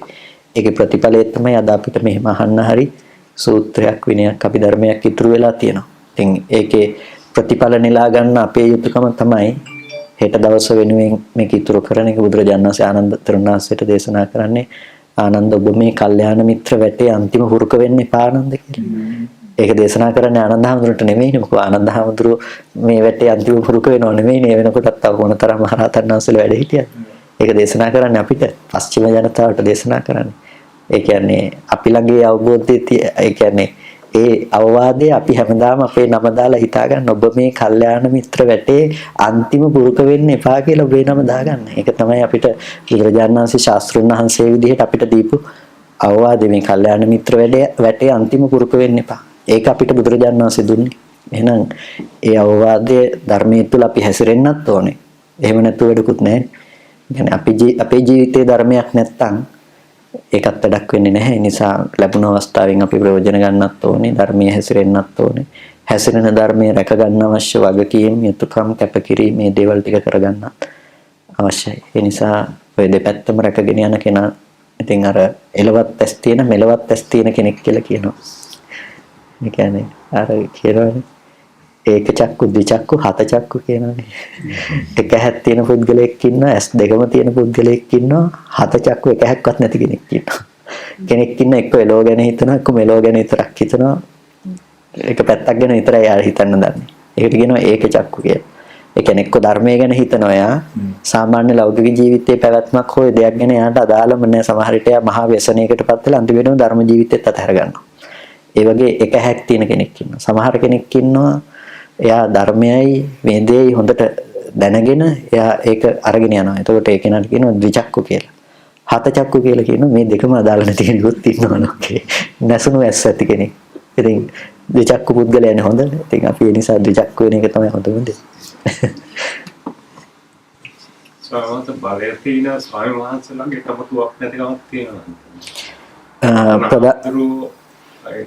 මේ දල්දා මාලිගාව ඒ කරන වෙලාවේ ඥාන හඳුරන්ගේ වැඩපිළිවෙලක් තිබුණනේ ඒක බාධා කරන්න කියලා වගේ මේක සිද්ධ වුණේ. එහෙම තමයි සිද්ධ වුණේ. ඉතින් ඒක අපේ සමාජයේ තියෙන බොහොම අභාග්‍ය සම්පන්න දේ තමයි භික්ෂුවගේ බෙදීම කියන එක පාට පක්ෂ පිල් පුද්ගලික අදහස් සංකල්ප ඔක්කොම අනුව බෙදිලා ඒකයි මම කිව්වේ මේ වැඩ කරන පිරිස අතර ශාසනය ගැන හිතන පිරිස කොච්චරද කියන එක ගැන ප්‍රශ්නයක් තියෙනවා කියලා. ශාසනය ගැන නම් අපිට හිතන්නේ අපිට ඒ වෙනුවෙන් කැප කරන්න බැරි දෙයක් අපිට තියෙන්න බෑ. අපේ ඕන දෙයක්, අපේ ඕන පුද්ගලිකත්වයක්, අපේ ඕන රුචිකත්වයක් ඒ දේ කැප කරලා, ඒ දේ අයින් කරලා අපිට පුළුවන් වෙන්නේ නැහැ ශාසනයට එන්න. හැබැයි මේක එහෙම නෑනේ. මේක පුද්ගලික දෙයනේ වැඩ කරන්නේ. ඔව්. ඉතින් ඒ නිසා ඒ බෙදීම කියලා කියන්නේ ඔක්කොටම මේක තමයි වැදගත් වෙනවා. මම ස්වාමීන් වහන්සේගෙන් කලින් සැරේ අහපු එක පුද්ගලයෙක් මාතර පැත්තේ හැම පන්සල් වලට ත්‍රිපිටක පොත් 57 ගානේ පූජා කරන්නේ එයා වගේ කෙනෙක් ස්වාමීන් වහන්සේලාට ගොඩාක් ප්‍රයෝජනවත් වෙවි නේද? ඔව් ඒ වගේ කෙනෙක් ප්‍රයෝජනවත් වෙයි. අපි පොඩ්ඩක් අඳුර ගන්න එක නම් හොඳ වෙයි. ඔය ගැටලුවක් තියෙනවා. එක පිරිසක් පහුගිය කාලේ පටන් අරගෙන තිබුණා ත්‍රිපිටක පොත් කට්ටලයක් පූජා කරනවා පන්සලකට ගිහිල්ලා ඒ බලාපොරොත්තු වෙනවා එකෙන් පන්සලේ පොය දවසේ වැඩසටහන කරා. ඊට පස්සේ පන්සලේ හාමුදුරුවන්ගෙන් ඉල්ල ගන්නවා පොය දවසේ වැඩසටහන කරන්න. ගොඩක් පන්සල් වල හාමුදුරුවෝ වැඩසටහන කරගන්න විදිහක් නැතුව ඉන්නේ. අර පිරිසට බාර දෙනවා පොය දවසේ වැඩසටහන කරන්න කියලා. ඒකල ඒගොල්ලෝ ත්‍රිපිටක කට්ටලයක් දීලි ඉවරලා අර ගමේ මිනිස්සුන්ට අර මිත්‍යා මතවාද ටික වපුරනවා. ඉතින් අපි කල්පනාවෙන් අඳුර ගන්න ඕනේ. මම දන්නේ නැති නිසා මම මේක කිව්වේ පහුගිය දවසට ක්‍රියාත්මක වුණ කෙනෙක් නිසා. ඔව් පුළුවන් ලැබුණෝරු ඉන්නවා මම වෙලාවකටම. එහෙනම් හරි නේද? හොඳයි කවුරු සාදුකාරයක් පවත්වන්න. කල්පනා කරගන්න බොහොම ශ්‍රද්ධාවෙන් හැමදිනම සද්ධර්ම ශ්‍රවණය කරගන්නට යෙදුණා. ඉතින් අද දවසේදී සද්ධර්ම ශ්‍රවණය කරගෙන සිද්ධ කරගත්ත සීල කුසල ධර්මයන් අපි අනුමෝදන් කළ යුතු අයට අනුමෝදන් කරමු. පළමුවෙන් අපිට අර්ථයෙන් ධර්මයෙන් අනුශාසනා කළ අපේ ධර්මාචාර්ය අවසරයි මාංකඩවල සුදස්සන ස්වාමීන් වහන්සේට, මාංකඩවල නන්දරත්න ස්වාමීන් වහන්සේට, ස්වාමීන් වහන්සේලා දෙනමතම උතුම් නිවනින් සැනසීම පිණිස මේ කුසලය හේතු පාරමිතාවක්ම වේවා කියලා. ඒ වගේම මේ සීල කුසල ශක්තිය මේ ස්ථාන අධිග්‍රහිත ධර්ම ශ්‍රවණයට පැමිණි ඒ සියලු ඉෂ්ටගණ දේව සමූහයාත් මේ පින් අනුමෝදන් වේවා. දෙවියන්ටත් මේ පින් උතුම් නිවනින් සැනසීම පිණිස හේතු පාරමිතාවක්ම වේවා කියලා සාදු කියන්න. ඒ වගේම මේ සීලුම කුසල ශක්තියින් මේ සීල දෙනා නමින් මිය පරලෝකීය සීලම ඥාතීන්ටත් අපි අනුමෝදන් කරනවා. මේ සෑම සියලු දෙනා නමින් මේ පරලෝකීය මෙලොව හෝ සංසාරික යම් ඥාති වර්ගයේ සිටින මේ සියලු ඥාති වර්ගයාට මේ පින සතුටින් සාදුනාදයෙන් අනුමෝදන් වන්නට ලැබේවා. එහෙම දිනාට උතුම් නිවනින් සැනසෙන්නට මේ කුසලය හේතු පාරමිතාවක්ම වේවා කියලා සාදු කියනවා. ඒ වගේම අපි අද දවසේදී මේ කටයුතු සූදානම් කළ ඒ ජයසිරි මහත්මයාට, දමයන්ති මහත්මියට, දිල්මියේ දිනයන් දෙපළටත් පුණ්‍ය අනුමෝදනා කරනවා. මේ පින්වත් දෙපළ බොහොම අපේ විභජ්‍යවාද වැඩසටහන ආරම්භ කළ මුල් අවස්ථාවේ ඉඳලා අපිට ලොකු ශක්තියක් සලසපු පින්වත් පිරිසක්. ඉතින් මේ පින්වත් සියලු දෙනාටත් ධර්ම ශ්‍රවණයට පැමිණි මේ සියලුම දෙනාටත් අපි ආශිර්වාද කරනවා. මේ දිගින් දිගටම ශාසනය වෙනුවෙන් සිද්ධ කරගෙන යන මේ සියලු කටයුතු වලට උරදෙන ශාසන භාරධාරී පිරිසක් බවට පත්වීම නිසා මහා කුසලානිසංසයක් රැස් කරගන්නට හැකියාව තියෙන සිද්ධ කරන පිරිසක් විදිහට අපි හැම දිනාටම ආශිර්වාද කරනවා. නිදුක් නිරෝගී සුවපත් භාවයේ චිරජීවනයේ සැලසේවා. කායික මානසික සැනසෙල්ල ලැබිලා අමා මහ නිවනින් සැනසෙන්නටම මේ කුසලය හේතු පාරමිතාවක්ම වේවා කියලා සාදු අභිවාදන සීලිස නිච්ඡං වද්දාපචායිනෝ චත්තාරෝ ධම්මා වඩ්ඩಂತಿ ආයුවන්නෝ සුඛං බලං ආයුරාරෝග්‍ය සම්පatti සග්ග සම්පatti මේවච අතෝ නිබ්බාන සම්පatti මිනාතේ සමිඤ්ඤතු.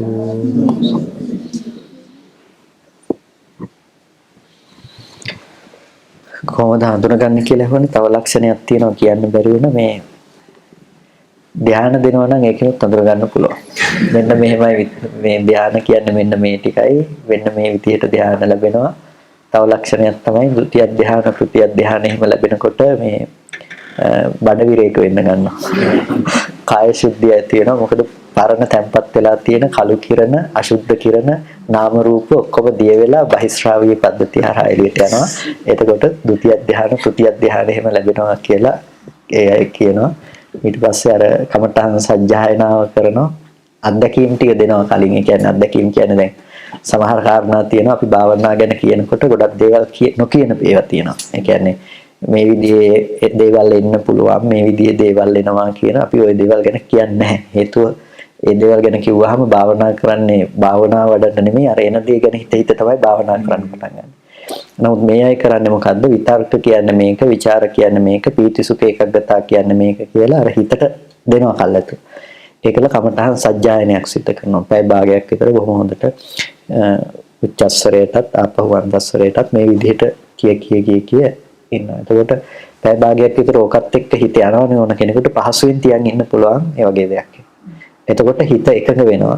එකඟ වෙනකොට සතුටක් දැනෙනවා. එතකොට හිතනවා හරි පිටක්ක් තියෙනවා, ਵਿਚාරක් තියෙනවා, පීතිසුඛක් තියෙනවා. දැන් නම් හරි මම ප්‍රථම ධ්‍යානෙ. එතකොට ওই විදිහට ဒုတိ ය ධ්‍යාන, තෘතිය ධ්‍යාන බොහොම ඉක්මනට ලැබෙනවා. හැබැයි අඳුර ගන්න පුළුවන් Tamanට කාම විතරක ආදී ඇති වෙනවා නම් නැවත රූප ශබ්ද ගන්ධ රස ස්පර්ශ කෙරෙහි හිත නැඹුරු වෙනවා නම් ඒවල සැප සහගත බවට ඒ පැත්තේ එන වේදනාවන් කෙරෙහි හිත යනවා නම් ඒ කියන්නේ Taman ධ්‍යානෙ පිරිනනවා කියන එකනේ. එහෙනම් ධ්‍යානෙ තියෙන්න බෑනේ Tamanට. එහෙනම් ඒ ධ්‍යාන තියෙන විදිහක් නැහැ. ඒ කියන්නේ ඒ විදිහ තියෙන කොටත් ධ්‍යාන තියනවා කියලා අර බොරුවට රැටීම සිද්ධ කරනවා. ඉතින් කවුරු හරි තියෙනකොට චතුත්ථ ධ්‍යානයේම තියනවා කිව්වොත් චතුත්ථ ධ්‍යානයේ සංවේදන කෙනාට මම කියන්නේ ආස්වාස ප්‍රාස්වාස නිරුද්ධ වෙනවා. ඒ කියන්නේ හුස්ම ගන්න බෑ. පොඩ්ඩක් බලන්න ආස්වාස ප්‍රාස්වාස පොඩ්ඩක් සමවදින්න කියන්නේ ඒකට හුස්ම ගන්න නැතුව ඉන්න පුළුවන්කම තියෙන්න ඕනේ.